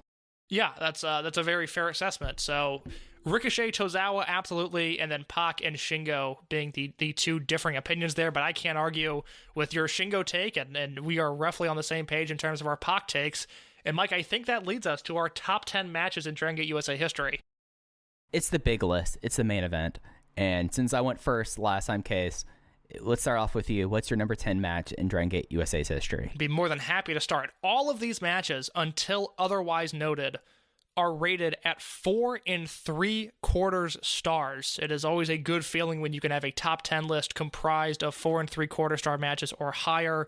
And my number 10 is what I feel like is the true final match in the promotion's history, Johnny Gargano versus Ricochet from Open the Ultimate Gate 2014. That was my number 11 match. Ooh, interesting. Yeah, this is, for me, it was the perfect execution of everything we saw. It was all leading up to this, and the in-ring was second to none. I thought it was, arguably the best or the second best Gargano performance we watched over this entire series.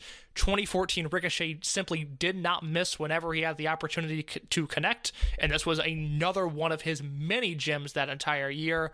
Watching all of these shows all the way through, it all was made worth it with this match.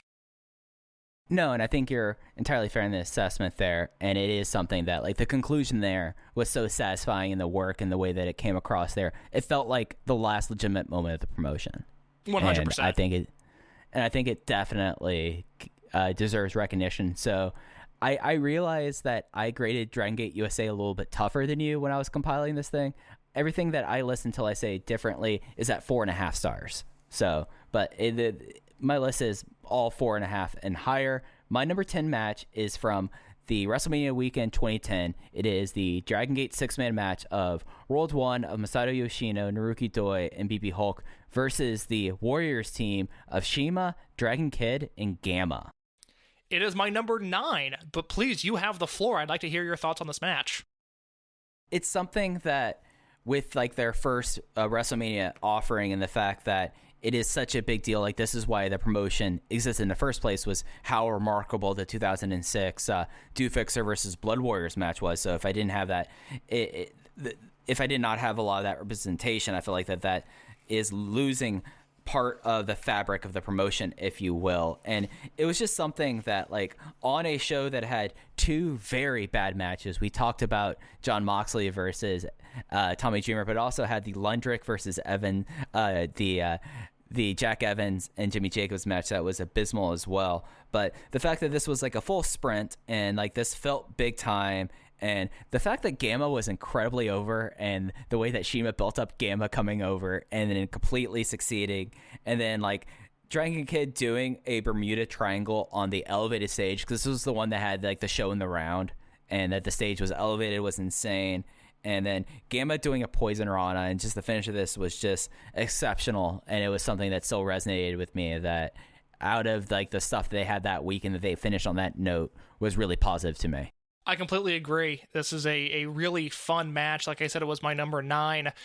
One of the big revelations of this project was just remembering how good BB Hulk used to be. And this was, yes, flashy, flippy BB Hulk in rare form. And then you had the continuation of Masadioshino and Dragon Kid. And I came away from this match thinking that their pairing was excellent. But my big takeaway from this match when I watched it, when we reviewed it, was just, this was Shima's heaven. This is exactly what he wanted. He had the focus on him in a 6-man tag match with a crowd that was eating out of the palm of his hands, and it was an electric performance from Shima. 4 3/4 for me, like I said, my number 9 match in Dragon Gate USA history. Mike, what was your number 9?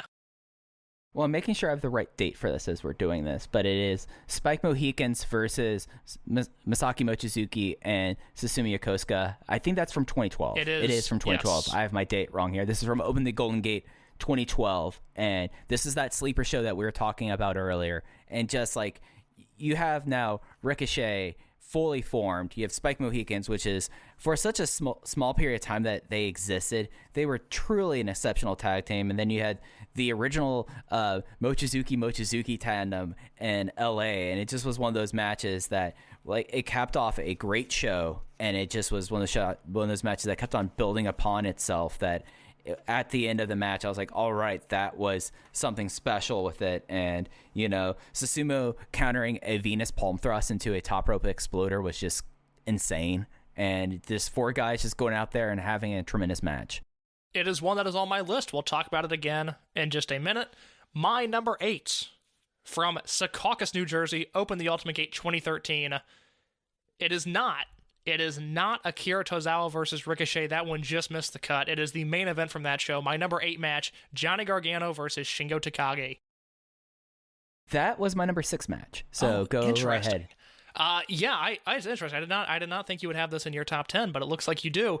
This is everything that Johnny Gargano does well, mixed in with everything Shingo does well. It is a slow start. It feels like an epic, and by the end of it, it's so good, and the crowd is so hot, and it's so physical. I mean, Shingo really just beats the shit out of Johnny Gargano towards the closing stretch, and your mileage may vary on the finish. You might not like that it ended with Johnny Gargano cheating and using the rope to choke Shingo Takagi. For me, it gave us the next year of Johnny Gargano heel work, which makes it all worth it. I think sometimes you have to sacrifice that clean finish if you want to get a character over to the degree that they got Gargano over. It is a nearly flawless match for me. I think it is just a brilliant display of pro wrestling, and the best match that I think I've ever seen Johnny Gargano have. Yeah, it's something where that is his highest placement on mine. It was at 6 with that there. It's just, as a just special match, as an epic, it just was just like an insane match. And the way the storytelling, and the way that at the time where he really needed to do the heel turn, he did the heel turn there. And I felt like that resonated really strongly with me. And it was something that I think back on, I'm like, you know what, that was something really remarkable that they did there. And I came away with that with a really warm feeling in response. So, Mike Spears, your number 8. I'm trying to think if I have the date for this right. Like, this is the problem. I started doing this last night, and I was having issues with the dog, which is a reoccurring situation in my thing. So it's from 2009. It is from Untouchable. Open the Untouchable Gate 2009 or Untouchable 2009. It is Bryan Danielson versus Naruki Doi. And it is a truly exceptional match. Every time that Bryan Danielson appeared in Dragon Gate USA, he was something special. He was always something special. And it was the right thing to kind of like add a nice little touch here.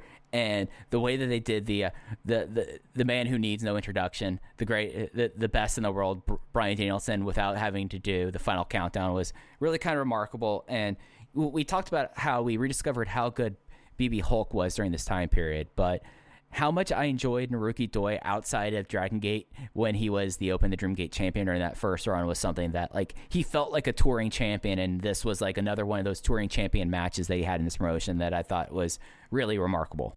Not on my list, but one that was absolutely tremendous. And yeah, like you said, you know, Danielson never took a wrong step in Dragon Gate USA. It really makes you wonder what Bryan Danielson in Dragon Gate would have looked like. It's certainly not something you think about on paper, but then you watch it in execution, and it was pretty damn special.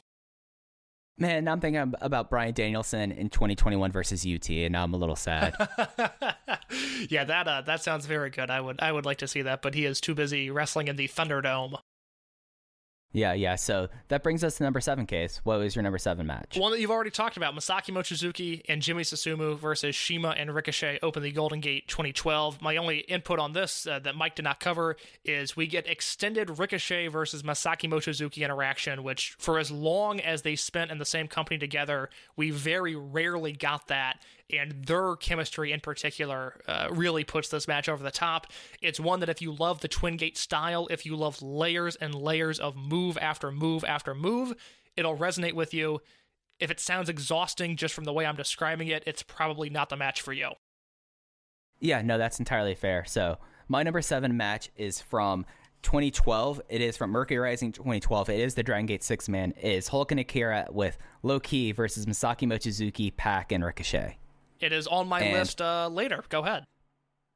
And it's something that, like, this one felt very much like a Dragon Gate 6-man, like starting with a Mad Blanky jump to start the match. And Low Ki was just really fun in this context where he was teaming with what was the dominant Twin Gate team at the time versus World 1 International plus their older friend. And it just was like, it was a different style than like what you would expect from the traditional WrestleMania 6-man tag match. It was more of a traditional Dragon Gate stuff. And then it's something that like really made me think it was a big shame that we never got Mochizuki versus Low Ki. We know that he brought up the book report with him, which was tremendous.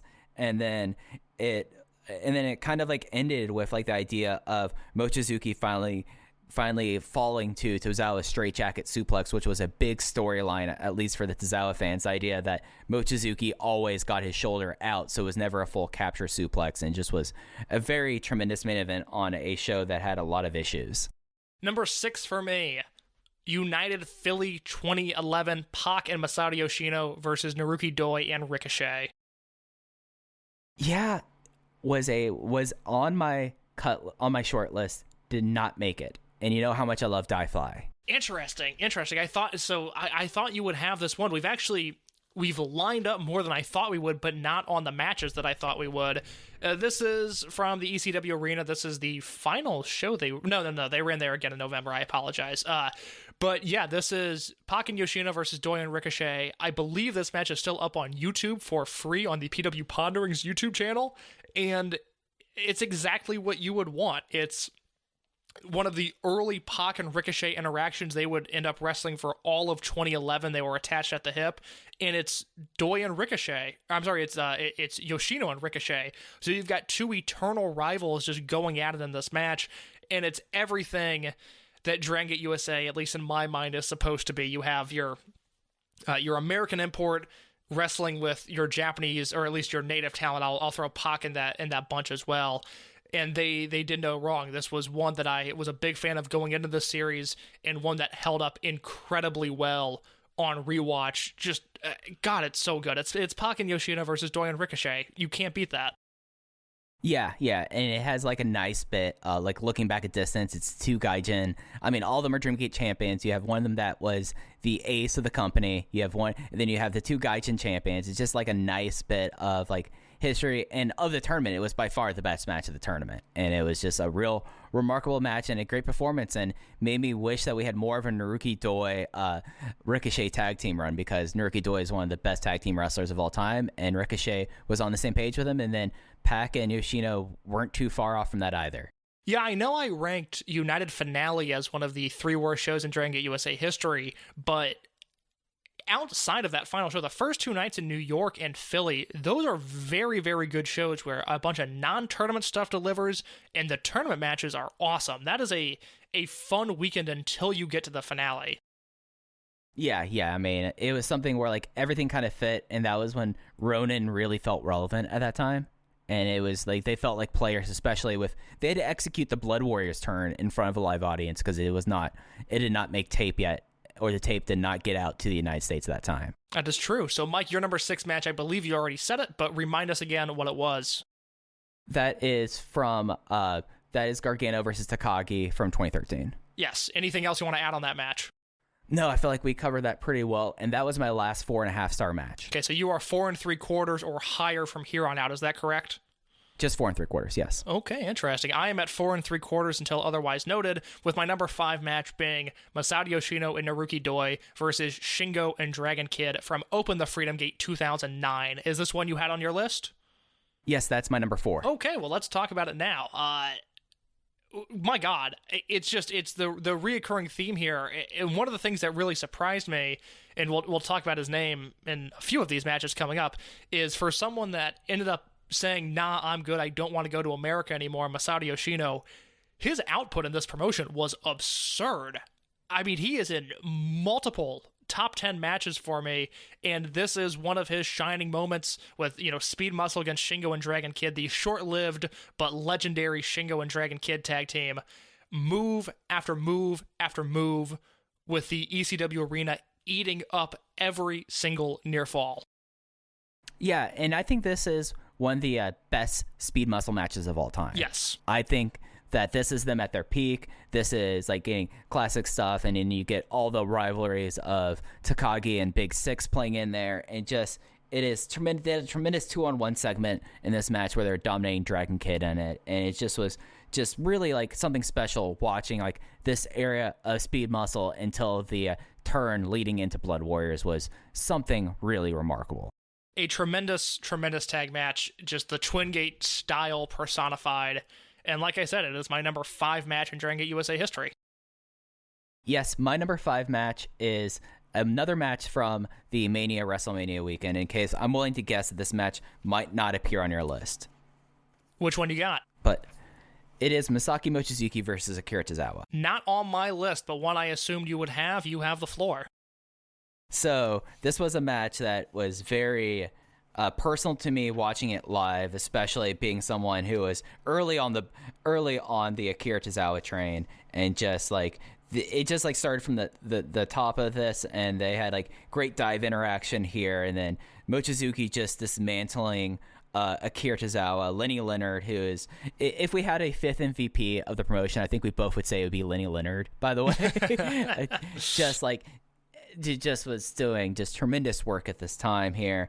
And it's just like the idea that Mochizuki popped up from the first German since it wasn't trapped, and then immediately locking on, and it just was so special, locking on a Kimura there, and just like the interaction where like Akira Tozawa does the corner chops and the referee counts into 5, and then he goes for the cheap shot to the face, and Mochizuki not selling it was just absolutely decking him, which is really, really special. And then there was a divorce court on the apron that was just absolutely insane. And it just is one of those matches that is very personal to me, that it would have to be in this, but it is my lowest rated 4 3/4 stars match on this list.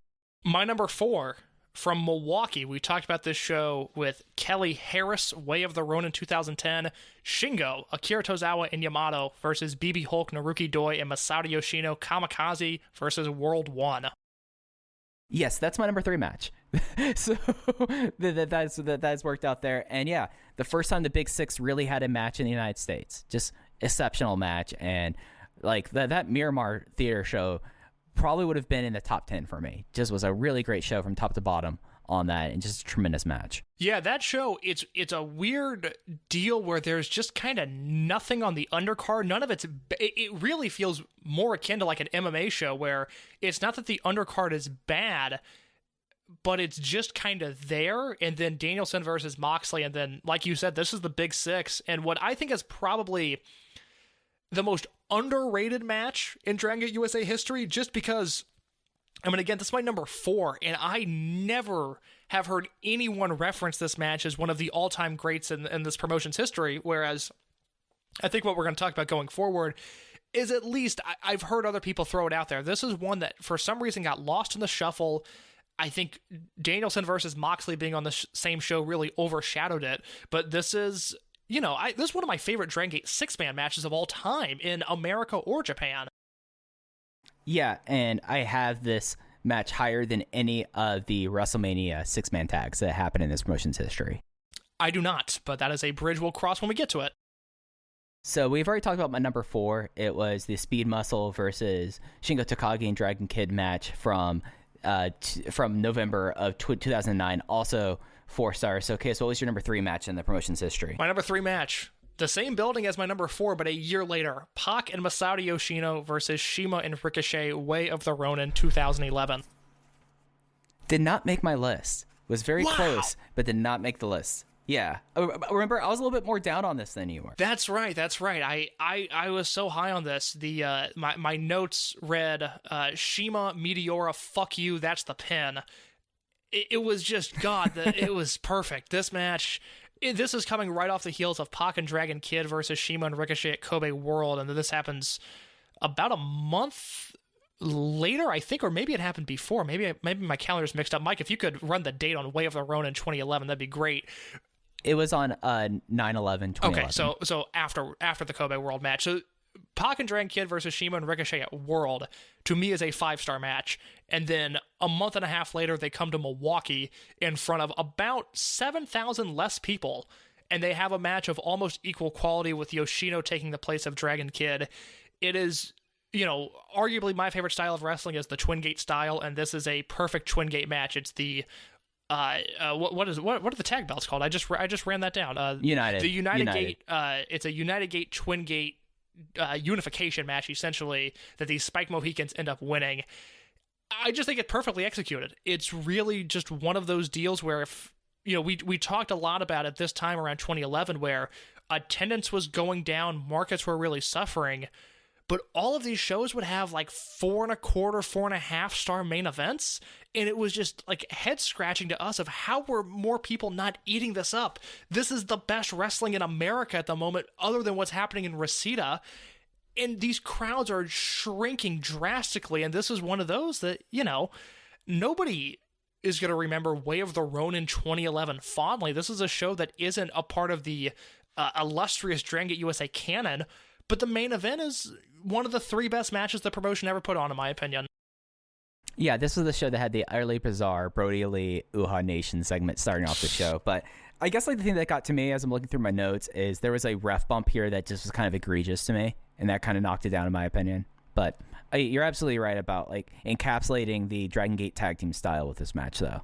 Yeah, it's one that really left a big impression on me because a lot of those matches really rely on a hot finishing stretch, and I thought their finishing stretch was executed to absolute perfection. And then, I hate to do this to you, Case, but my number 3 match we already talked about. This was the Big Six Trios match from the same venue a year previous, so now we're getting to the top 2 matches in Dragon Gate USA history. Yeah, you've got, I guess I can't figure out what your number 2 is. Do you have any guess as to what my number 2 is? Well, you said you still have a Dragon Gate 6-man tag. Is this where you have I don't think you have the Gate to Heaven match this high, but is this the 2013 6-man tag? It is the 2012 6-man tag, one that you had already mentioned. Low-key, BB Hulk and Akira Tozawa versus Pac, Ricochet, and Masaki Mochizuki. This is the one match in this project that, within the week that we were reviewing this, I went back and watched this match twice, because the first time I watched it, I thought, that might be a 5-star match. I'm not sure. Let me watch it again. And then I watched it again and thought, nope, that's about as good of a 4 3/4 star match as you can get. It's peak Pac, it's peak Ricochet, it's peak Hulk, it's peak Tozawa. Low-key is in his element. Mochizuki is there just crushing people with kicks. I had not seen this match prior to doing this project, and it is my favorite takeaway, this match that I will never forget. I think it is the second best match in the history of Dragon Gate USA. Well, my second best match features someone that we really haven't talked about a lot on this episode, funny enough, considering how much we talked about him throughout the promotion. It is Davey Richards versus Shingo Takagi from Untouchable 2009, 9/6/2009. Went 4 3/4 here. And it's just something that it was just like peak jock wrestling. We had the first really insane Davey bump there, and it just was just a mental match. It wasn't even the main event of the show, and it was something that, to this day, I think about this match, and I think that, wow, this was a real remarkable feat of wrestling, and kind of gave us a brief glimpse of Davey Richards within this promotion. And as much as I do love Wesley Richards as a weirdo, him as a wrestler, I enjoy even more. Yeah, hard to beat. Not on my list, not one that I necessarily considered, but, an incredible match. And Davey's time in this promotion should be best remembered for the insane dive here, and then the even more insane dive against Yamato on the Open the Freedom Gate show, where Davey does a tope suicida, where Yamato literally has to jump up in the air to prevent Davey from flying at about 50 miles an hour into the first 3 rows of chairs. Davey Richards, the one-man wolf pack. We love him. We respect him. Mike, our number 1 match, it's probably the same for the both of us. For me, it's a 5-star match. For you, it is 4 3/4. Is it Enter the Dragon 2010 Danielson versus Shingo? Oh, you know it. Yes. It is 4 3/4, the best match in the history of Dragon Gate USA. For me, it is 5 stars. I came into this project with it as a 5-star match. I leave this project with it as a 5-star match. Look, it's Bryan Danielson versus Shingo Takagi. What else do you want? Yeah, and it's something that they worked this like a huge main event. And this was a match that was not on the pay-per-view, but was later released on YouTube. I believe it's now pulled from YouTube now, but it's just as one of the best matches of the last 20 years, I would say. It is worked in a way where you would almost think this is the vision that Danielson had for Evolve when he was originally supposed to be behind it. It's just violent and intense, and it feels big. It's really probably...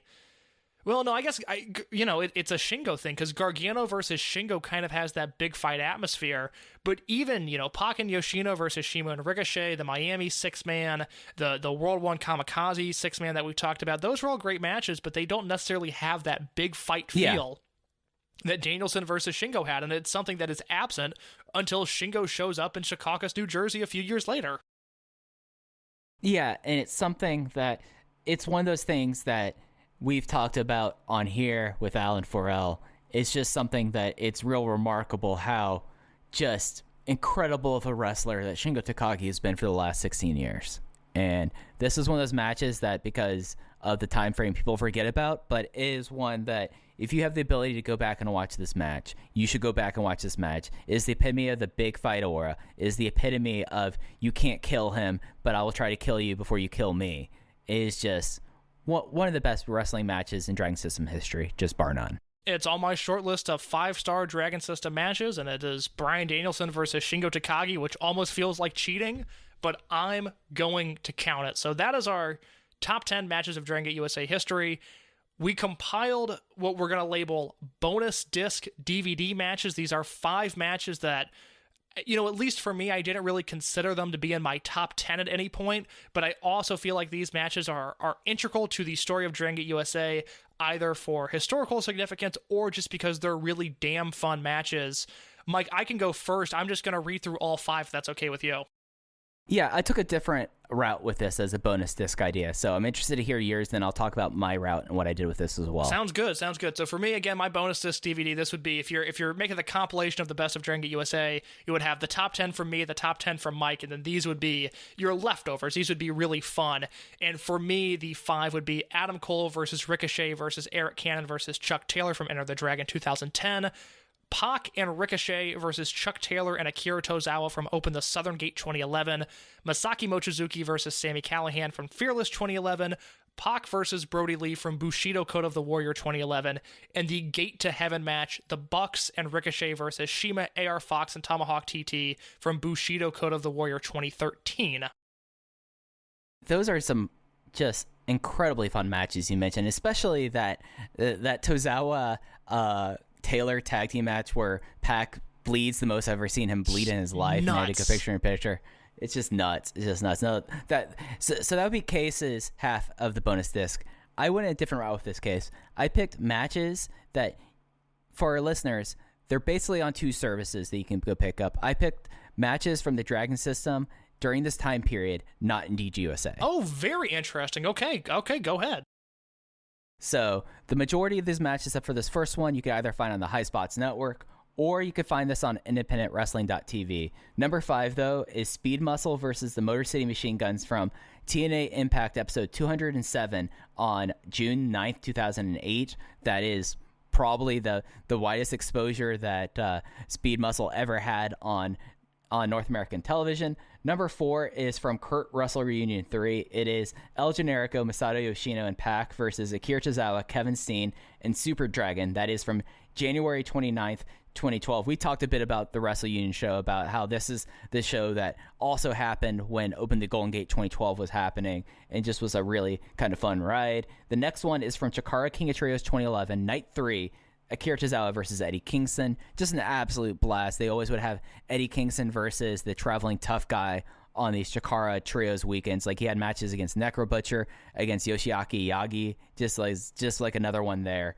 Number 2 is from Chikarasaurus Rex King of Show from July 25th, 2010. It is Shingo Takagi versus Equinox 2, or better known as Jimmy Olsen. Just stiff, hard-hitting, and Jimmy Olsen was one of those Chikara stars that never really got higher than it. He got out of wrestling, but this was a surprise match on that show. And then my number 1 bonus disc match, and I think is probably, if you want to get why longtime Akira Tozawa fans are so emotionally invested with him, you should watch this match from PWG Cyanide, a loving tribute from Poison from December 11th, 2010. It is Akira Tozawa versus Kevin Steen. A match that Kevin Steen credits with reinvigorating his love for wrestling. Yeah, it just was like, I just picked 5 matches that I felt like with this, like, because I have a list that I will post after the show is up that has all my top 10s and then all of the rankings we've been talking about, case. But this was like a match that, like, you could go with the Tozawa versus Hero matches, but him versus Kevin Steen was just a absolutely wild brawl. From Tozawa's PWG run, I would probably go with Tozawa and Steen versus Generico and Ricochet from All-Star Weekend 8. I think that's night 2 that match happened on. That is one of the wildest tag matches I've ever seen. And every once in a while, that's a match that will get gift, and people freak out. They go, what match was this? It's like, go to the High Spots Network, subscribe for a month, and just watch that match on repeat, because that match is absolutely nuts. So that's the top 10 matches. I like that we went in a different route for the bonus disc stuff. That was very fun. Yeah, and that is when it comes to the matches in Dragon Gate USA, that is what I have as essential viewing. Mike has top 10, and then stuff that you can find that is accessible on other streaming services. What else is on the docket for us, Mike Spears? So we have a couple of questions from viewers or listeners.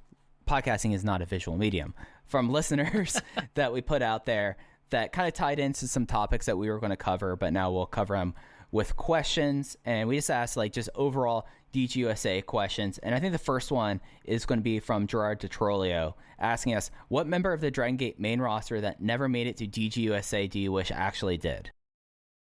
Great question. And I have only seen one of these questions in advance, and that is not the one that I saw in advance. At least as of the time when Dragon Gate USA was running, I think they did a good job of filtering in most of the guys that matter. The one that I'm disappointed never made it over, at least in terms of the time period we're talking about, is Don Fuji. Because I think, I think he would have had a charisma that would have translated. Other than the WCW stuff, the only time that he wrestled in America was on a PWG weekend, which I believe was another All-Star weekend, but I don't remember the number. And he wrestled Stalker Ichikawa, and then he did a comedy match the next night. So we've never really seen serious Don Fuji in America. And I think if you would have run, Fuji and Mochizuki, we saw Mochizuki and Susumu against Eric Cannon and Sami Callahan. I would have liked to have seen the next incarnation of that, of Callahan and Cannon against Mochizuki and Fuji. Yeah, Don Fuji, I think, is the answer. Given the time period, KZ is someone that was still Lost Post or on excursion at this time, and the other people that have been mentioned, it's just too early in their career, really there. But Don Fuji, like, here's a match that you kind of alluded to there that I think would absolutely rock, would have been Don Fuji versus Sami Callahan.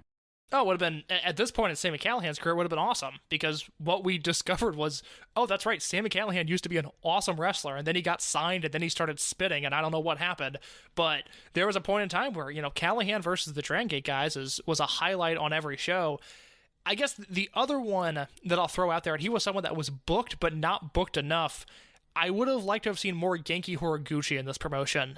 We saw him wrestle as a heel in 2009 once, and then we saw him at the end of 2012 as a babyface. I would have liked to have seen more of him, especially in the babyface role, which is how I prefer Horiguchi, because he had a charisma that the audience really became invested in and would have been a better option instead of, to me, Ryo Saito.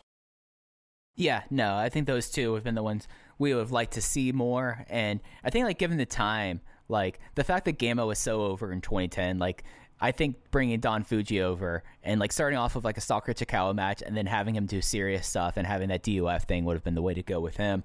All right, so next one is from Philip Pajic, 97 from Discord. Who is the one Dragon Gate talent that we wish wrestled more in DGUSA? We kind of covered that one, but the same question about what is the non-Japanese talent during that time period.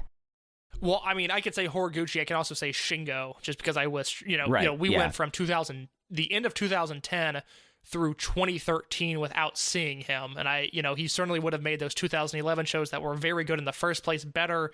And he would have been a lifeline in 2012 when the shows were pretty dire. What was the second part of his question? What non-Japanese talent do you wish you have seen more in DGUSA? non-Japanese talent that I wish I would have seen more of in DGUSA. Okay, yeah, I got two here, and they're related to each other. El Generico and Samurai Del Sol. I feel like we only scratched the surface with what we could have done with Generico. We never got a Gargano versus Generico title defense, which bugs me. I understand logistically, there was an opportunity to do it because they were on the same shows, but it seemed like Gabe was maybe saving that and then just never got to it. And Samurai Del Sol, by the time he gets signed, it feels like he's starting to really become a special talent, and it's a shame that his last weekend is wasted on the Ladders Are Legal 7-way fray instead of doing something that he would have been good at. Yeah, no, I think that those two are really, like, the big ones. We never really got full Uha Nation. That's true. And that a lot of that is because he tore his knee in the WrestleMania weekend in Miami, but he would have been the person that I would have really liked to see a bit more of in the promotion. And then now let's go to hold on 1 second real quick. I guess you could say the Young Bucks too, because the Bucks are missing for a while. Is Davey Richards an appropriate answer there? Because I feel like we should probably mention Davey. I mean, we should always be mentioning Davey Richards, to be fair. Yeah, 100% yes. I guess we'll save our Davey talk for later, but I want to at least throw him in as someone that I would have liked to have seen more of. Yeah, absolutely. And this is from Subcheck, also from Discord. If DGUSA were to restart post-pandemic, which U.S. indie talent would you most want to see used? God, if the 2021 U.S. indie scene. Lee Moriarty, Jordan Oliver, but I have to agent the Jordan Oliver matches. I'm going to tell him exactly what he can and can't do. Because here's the thing.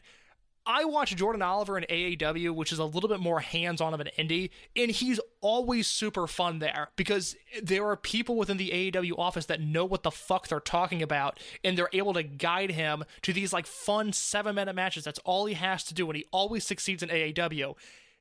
GCW is another story, and MLW, I go so hot and cold on them. I haven't seen his work there in a long time. But Lee Moriarty is the obvious one. Jordan Oliver is fun. Calvin Tankman's a guy that I think would create some interesting matchups there. But Mike, you're a little bit more plugged in than I am at this point to the U.S. indie scene. Is there anybody that I'm forgetting? Well, Lee is the number one with the bullet. I think that that's fair to say. And, I feel like that he would mesh with people, and I know that with how highly he holds Masadioshino, that's a match that will be a real shame does not happen before July.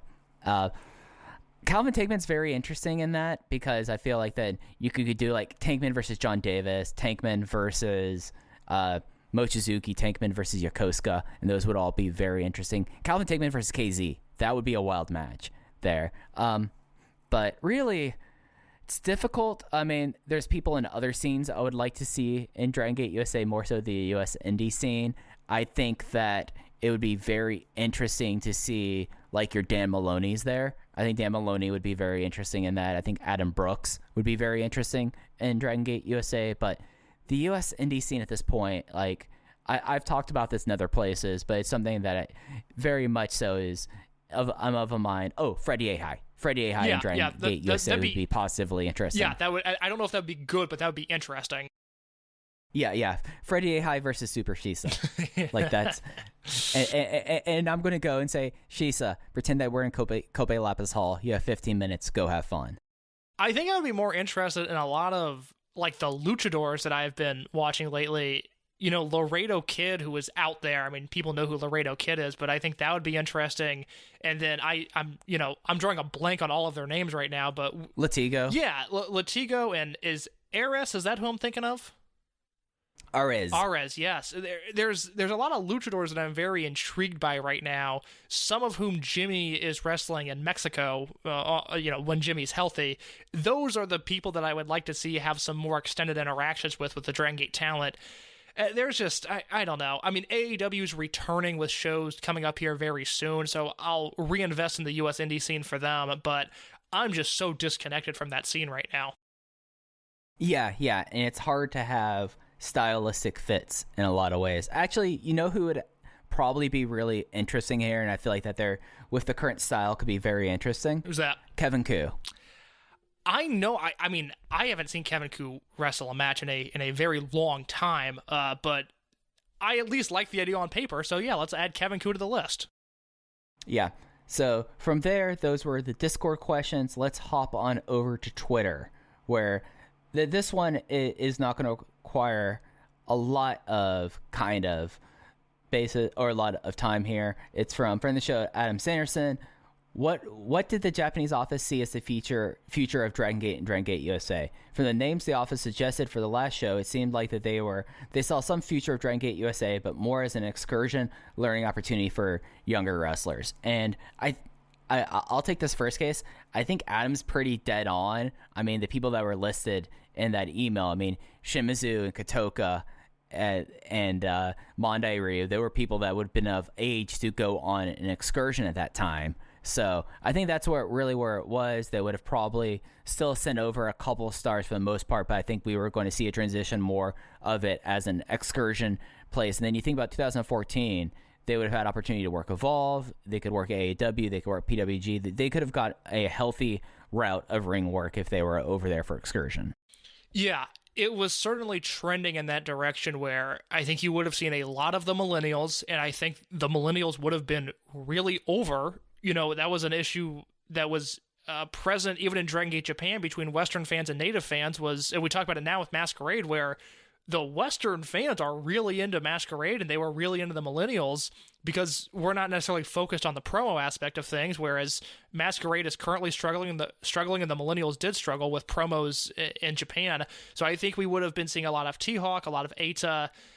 You know, UT would have been a ton of fun even at that time. And, you know, I've said on the show many times I was really slow to come around on UT because I always just kind of looked at him as the lesser millennial and then a guy that could never stay healthy.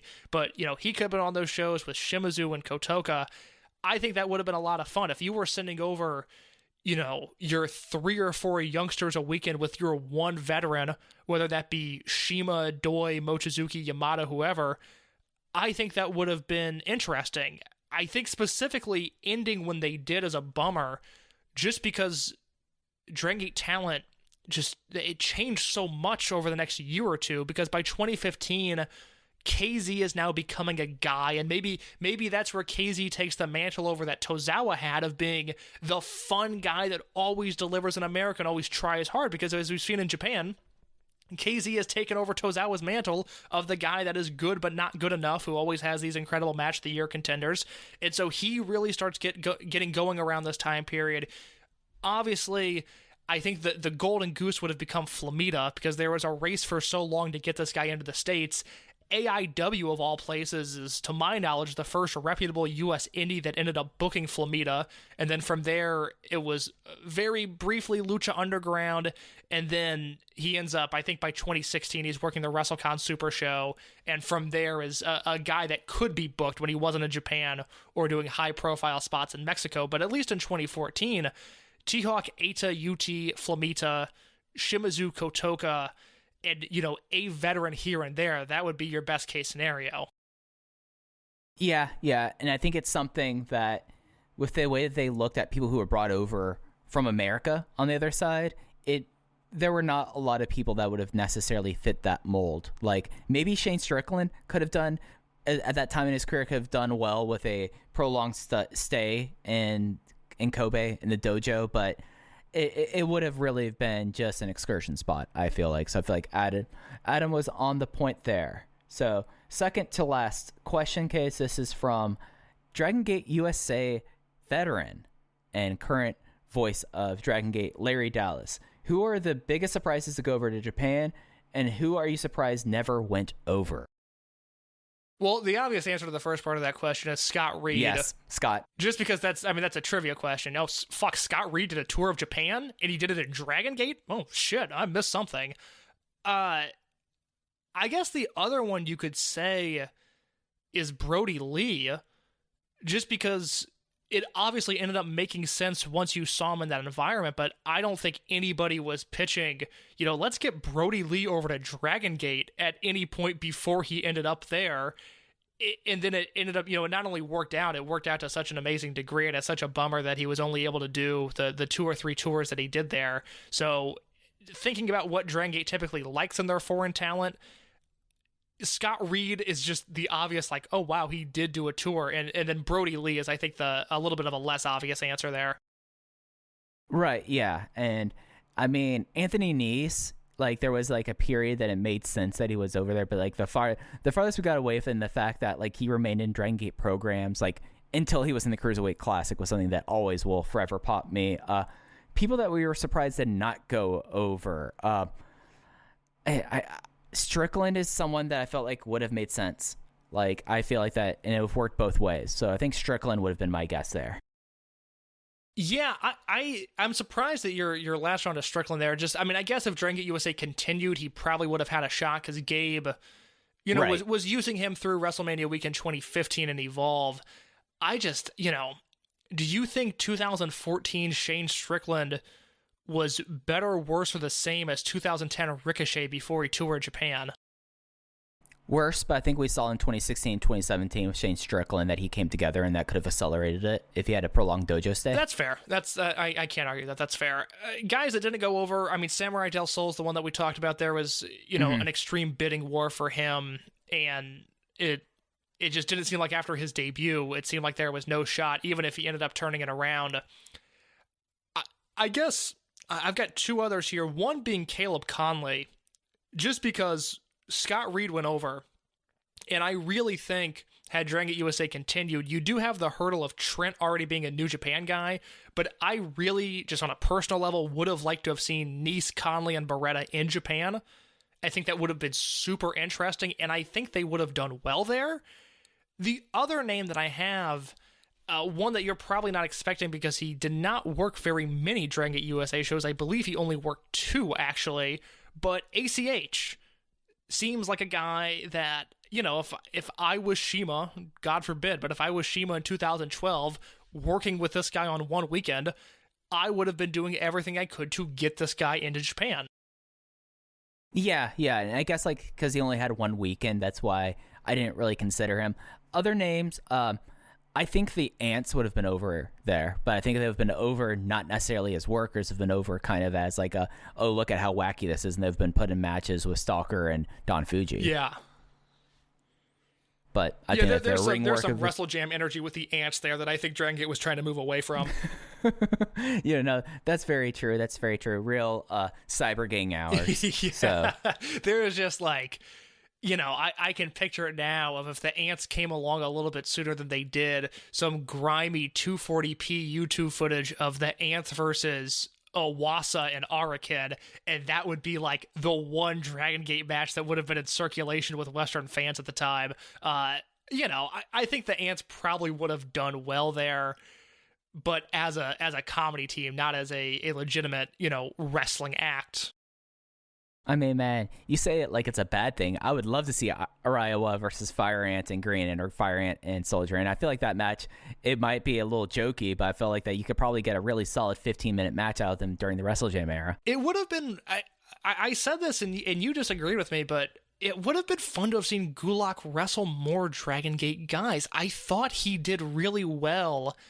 I think just the one time he had the opportunity, that 6-man when it was the Gentleman's Club against Shima, ACH, and a third guy that I can't think of, it was like, man, Gulak could grapple with these guys, because that's, you know, the Dragon Gate guys like that tricked out grappling stuff, and Gulak, maybe with his presentation, especially in 2012 through 2014, that might have not succeeded, but you put him in the Soldier Ant getup, and that has a shot of getting over to some degree. That would have been fun to see. Yeah. I guess thinking about Gulak in Japan, I go back to like Davey Richards, who was not over at all when he was in Japan, or in Dragon Gate rather. Yeah. So, well, I mean, was Davey ever really over in Noah or New Japan? yeah. No, I mean, fair point. Last question, and I picked this one to go last. I feel like it's a good question to start wrapping things up with. This is from Patrick Cosmos. Do you think Dragon Gate could have made a U.S. expansion promotion work long-term, with Gabe in charge or otherwise? Was the concept itself doomed, parentheses, cost, climate of the Indies, or was it just mishandled? Would DG would have eventually withdrawn support regardless? Okay, there's a lot there. I think... Yeah, so first part first. Should we do that one first? Do we think it would have worked long-term with Gabe in charge or otherwise? Well,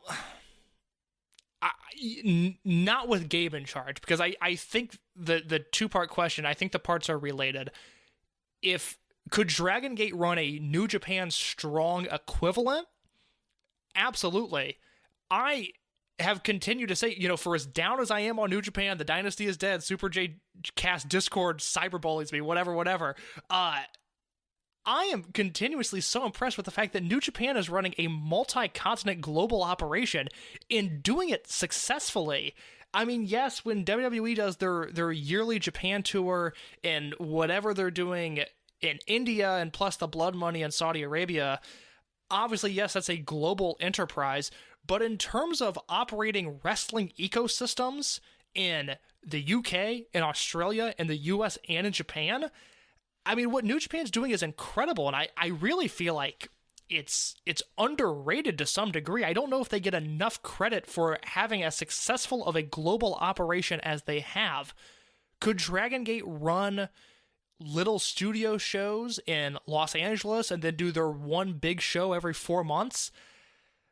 Probably. I mean, realistically, if you had, Gargano, Taylor, Ricochet, Swan, and let's say John Davis as your 5 contracted American talents, and then your Dragon Gate guys on excursion, and your Dragon Gate guys that are choosing to be there, yeah, they could probably, run a small circuit, again, akin to what New Japan Strong is doing. I just don't know if that's cost efficient. That's just, your best case scenario, thinking about it as a creative, not as a businessman. But it would have been possible, but not under Gabe Sapolsky's vision, which I'll let you answer, then I can explain on why I don't think Gabe could be involved.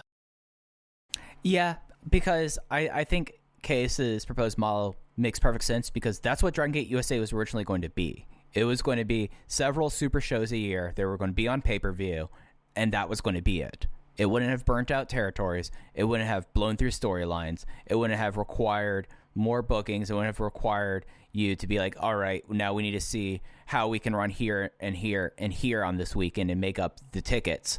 I think that it would remain special enough. And as we've seen since Dragon Gate USA, the rise of the fly-in wrestling fan would have worked for quarterly shows or just periodic shows. And then, batch tape stuff in Los Angeles.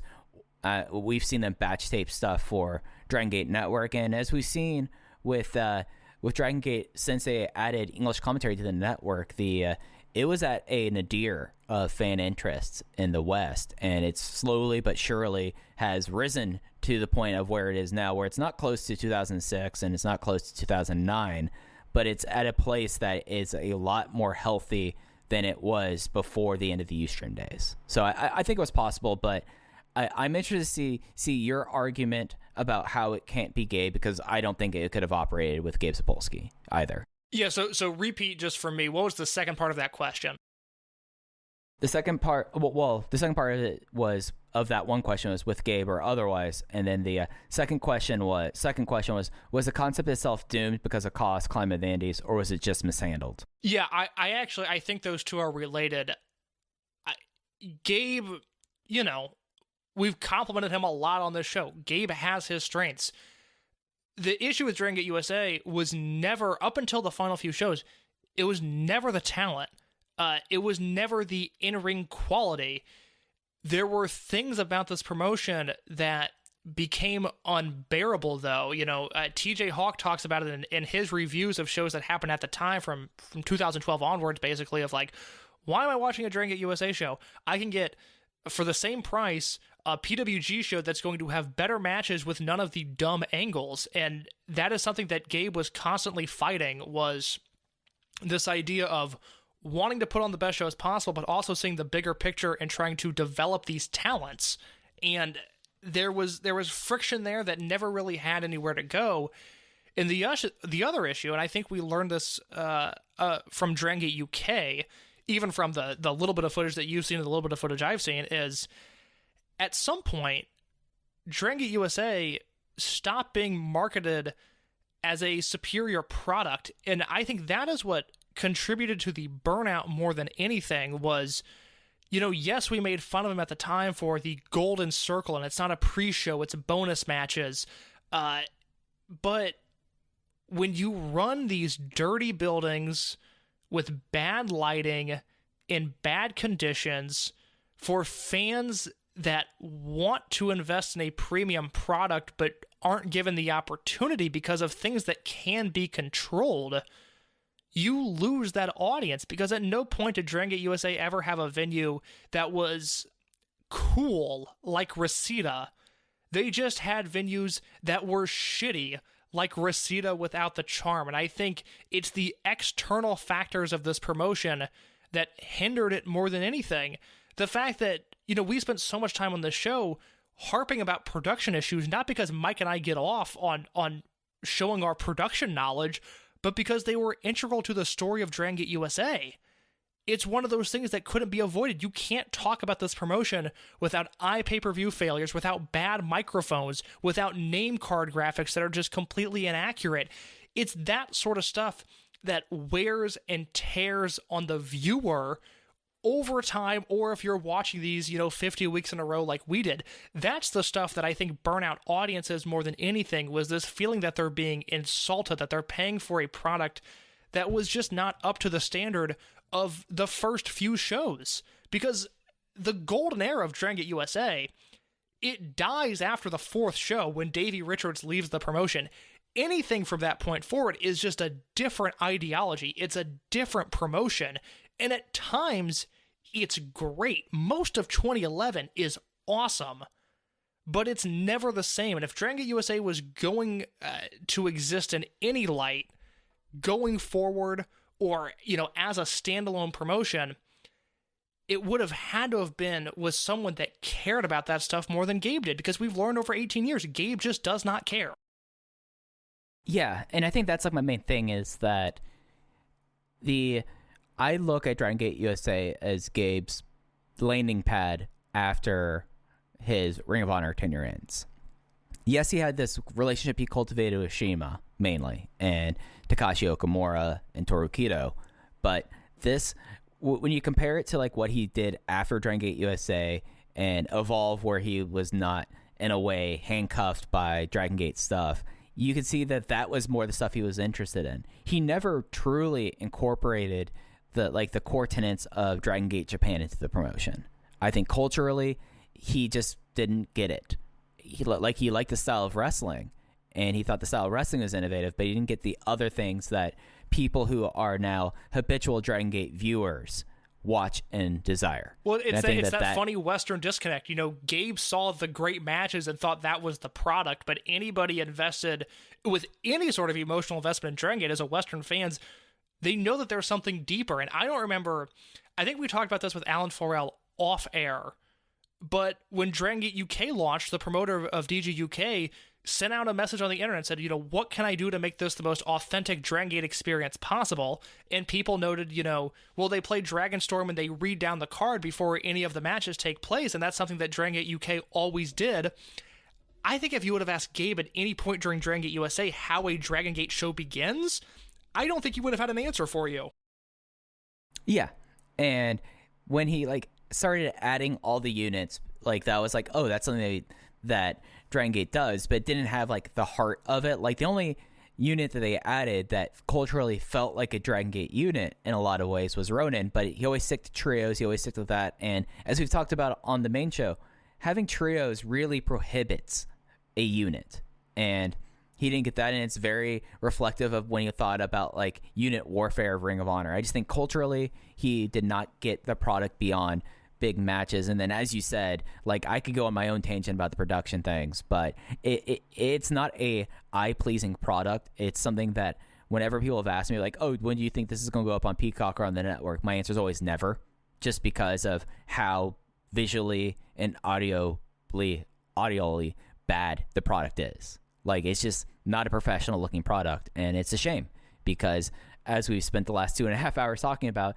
it's a very special time, and it was a very special promotion. So it would have required stuff that had more tender care, as DGUK showed, or other promotion, or really PWG showed more care towards Dragon Gate in a certain way, more so than Gabe Sapolsky ever did. That's what I was trying to think of, was, is there a notable American promoter, and PWG is kind of what I landed on, that just this is something that's just coming to you now, but just the culture clash between what Dragon Gate is, the fan services they provide, the customer service they provide, and who Gabe is. And as I've said on the show many times, I'm more pro Gabe than most people. Even when he handles himself poorly, I typically understand where he's coming from and empathize with him to some extent. Not always, but most of the time, it's like, oh man, Gabe, I wish you wouldn't quote tweet people like that, because you're right and people should see things from your perspective, but you're making it so easy to root against you. It's just this bizarre clash that it took me, 50 episodes of this to realize just how odd of a pairing Gabe Sapolsky and Dragon Gate are, because they are really opposites in so many ways. Right, yeah. And the other promoter that I feel like if he got it, and I have never had a conversation with this promoter, but seeing how they've done weekly wrestling, I think would be very interesting, would have been Drew Cordero and beyond. Okay, so Drew's the other one that I thought of. I think if you gave Drew a month and we provided him with Dragon Gate textbooks and said, here's what they do, he could probably figure it out, because he is a guy that, at his best, approaches his promotion with a lot of care. At his worst, he scribbles down cards on napkins and produces that. But yes, with the weekly TV, I could certainly see that being an option. Drew, I know, is someone that is not connected to Japanese wrestling at all. I once asked him about bringing Shigehiro Irie when he was on excursion in America, and I was given a no thank you. Yeah, so... Yeah, and the last thing that Patrick asked was, would Dragon Gate eventually withdraw support regardless? I think probably, just because of how the company changed between 2014 and 2018. It just seemed like that, other than excursions, I feel like that would have probably petered off, especially with focus then going towards OWE. I feel like that the longest I could see Dragon Gate USA existing in that timeline would have been before OWE. I think the evidence that supports that theory is that Dragon Gate UK concluded very shortly after Dragon Gate USA. Again, their last shows are July of 2014. I still think, though, had they not been wrestling in flea markets in Michigan or the Brooklyn Lyceum or wherever else they were booked, there's a shot that at the very least the promotion continues for longer than it did. Because I really think, it's insulting to put, Yamato or Shima or whoever in some of the buildings they were wrestling in. And, if I was a wrestler, I wouldn't go to Japan to wrestle in those same shitty buildings. So why should they come to America and wrestle in these shitty buildings? It was all these external factors that, Gabe wanted to run the Northeast. I get that rent is expensive in the Northeast. I get it. But still, there has to be other options. Yeah. It's something that I feel like it had its time and place, and the relationships that Dragon Gate has formed since then is probably what you will see out of their international expansion nowadays. But Case, that's it for the mailbag. We're going already 2.5 hours. Did you have any other big takes you wanted to touch on before we get out of here? I have one what if I want to throw at you. Okay. And then we'll kind of do the eulogy here, but we talked about what if Dragon Gate USA continues, and I think that's an interesting discussion, not only because of the talent that we talked about with the Millennials and Shimizu and Kotoka possibly entering the mix, the shift into the grapple fuck era of Evolve, where all of a sudden, Ryotsu Shimizu versus Biff Busick would have been a possibility, and that match sounds excellent, but, the rivalry that we never really saw was the Dragon Gate side of things versus the New Japan Ring of Honor side of things, and I think that would have been interesting. But we talked about 2014, what would have happened if things had gone on. Let's back up a few years. Let's go to 2010. What do you think the promotion is better, worse, or the same? Do you see anything drastically changing if Davey Richards stays in the promotion? I think it would have helped the houses. I think stylistically, it was always going to be a clash. Like, could you ever see Davey Richards doing long matches against your Genki Horiguchis? Like, I think at a certain point, stylistically, there would have been an issue. I think house-wise it would have been good. I think that Davey Richards, as we've talked about, his existence in promotions is always on a ticking clock, and I think that the ticking clock would have hit. And we would have probably had Davey versus Tozawa, and that would have been incredible. Or Davey versus Tomahawk, or Davey versus Eita, and those are very intriguing matches there. But, I think it would have made more business sense there, and I think it would have done better promoting the shows locally. But I think after a certain point, like 2011, I think when you look at how quickly stuff got run through in 2011, I think that there would have been a logical endpoint there. I want to be able to see the alternate universe where Davey remains a member of the promotion, because you have to remember, him leaving is what opened the door for Moxley to become the leader of Kamikaze USA. I don't think that is when Moxley debuts in November of 2009 on that third show. I don't think Gabe is looking at him as the leader of Kamikaze USA. Now, as we talked about during that episode, it was so obvious that Gabe was so excited to use this guy that he couldn't believe what he was getting with Jon Moxley when he got him. But, I don't think the plan was for Jon Moxley and Gran Akuma and Yamato to be running roughshod through the promotion. I think he wanted Davey Richards in that Jon Moxley role. And I would have liked to have seen that. I would have liked to have seen Davey get sort of accustomed to the Dragon Gate style a little bit more. And I would have liked to have seen going forward whether or not Davey was playing that role of the Moxley guy, where he was, wrestling your Brody Lees and your outsiders and your American talent, or if Davey would have integrated himself more so into the Japanese style. The other thing that I would have liked to have seen is Davey Richards versus Ronin, and what that would have looked like, and we obviously never got that. Yeah, I think Davey Richards versus Chuck Taylor would have been very interesting. And yeah, because then you have like the weird thing of, would Moxley then, I feel like then he'd probably become the leader of the DUF.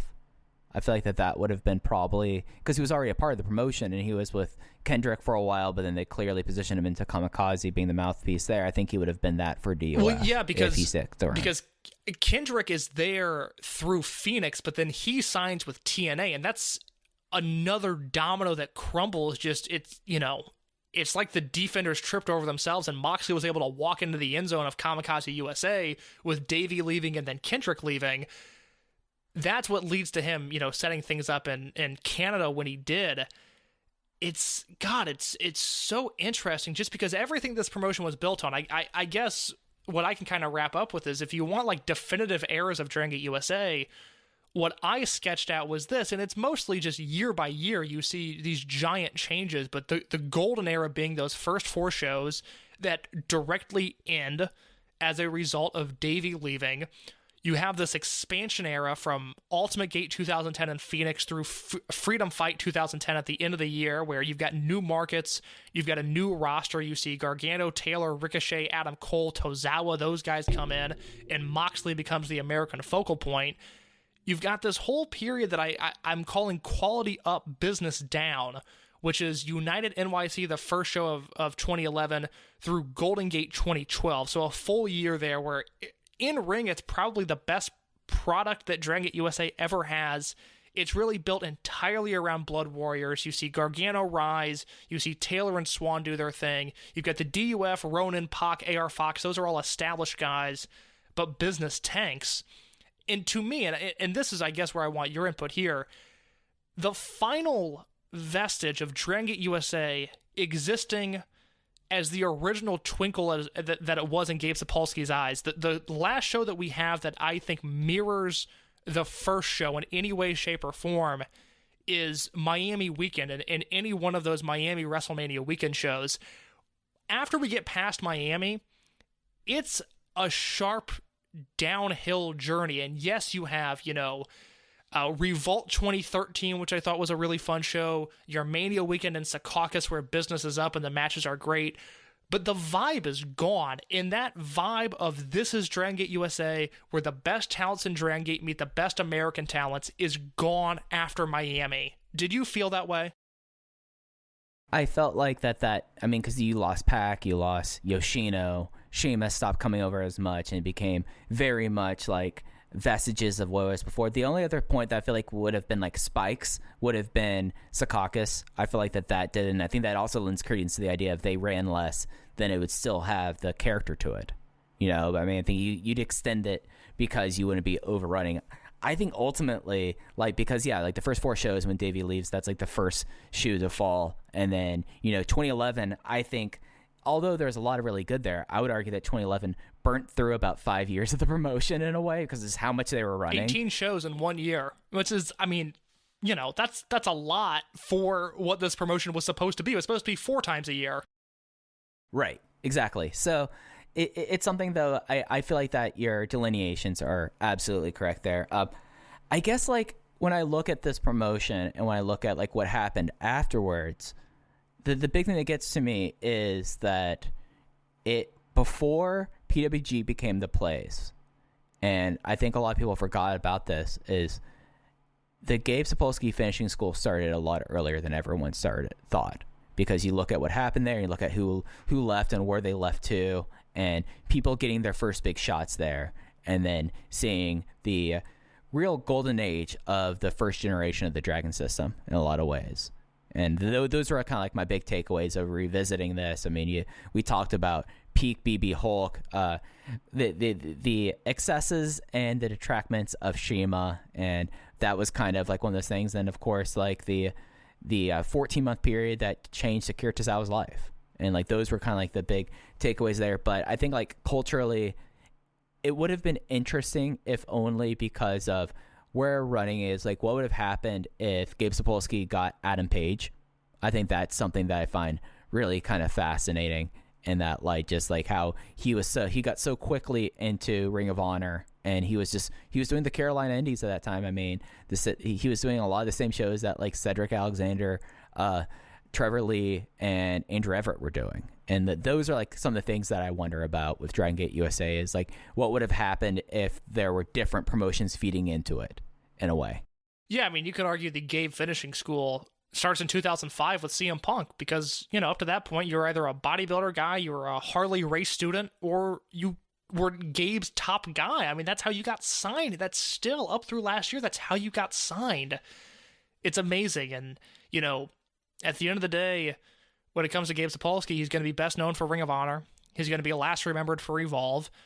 And there's this gap in the middle where Dragon Gate USA is a dangerously experimental promotion where you see the highest of highs. You see Danielson versus Shingo, the Miami 6-man, Mochizuki versus Tozawa, and the same promotion that you see John Moxley versus Homicide and Teddy Hart run in with his cat. It's all encompassing in Dragon Gate USA. Every aspect of this promotion has to be discussed, because every aspect of this promotion at one point or another is interesting. And wrestling today does not look the way it does if Dragon Gate USA does not exist.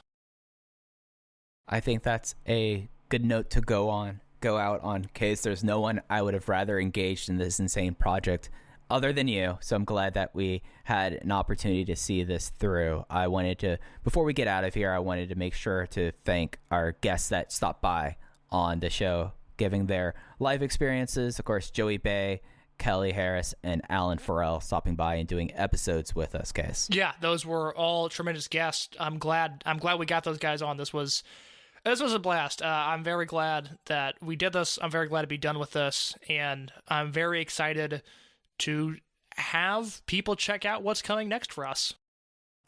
Yeah, we're not ready to kind of like announce what's happening next. We have other things that we were kind of discussing and figuring out, but you'll hear more stuff. And there is, I'll say, like, this is probably not the last time we'll be talking about Dragon Gate USA in one way or another. You're right. I mean, we won't be doing another 80 hours of audio, but there's other ways that we'll be revisiting this. So if you're someone who has loved this kind of content, we will have other ways that you'll be experiencing that in the future. But do you have any other things before we get out of here? Mike, I think that's it. I think we can finally put a bow on Dragon Gate USA. Yes, and we can finish this out before we hit 2 hours and 45 minutes. I didn't think we were going to go this long here, but, we had 50 episodes to kind of wrap up, give an aftermath for, and kind of like look ahead. But that's going to do it for us here. We'll be back with the weekly updates going forward. But for Case, I'm Mike. You can follow the podcast at Open VoiceGate. Case is at _ in your case, and I am at Fujiheya. But again, for Case, I'm Mike, and thanks for listening to Open the VoiceGate, and thanks to listening to the Rewind and Rewatch series. We'll be back with you soon. Take care.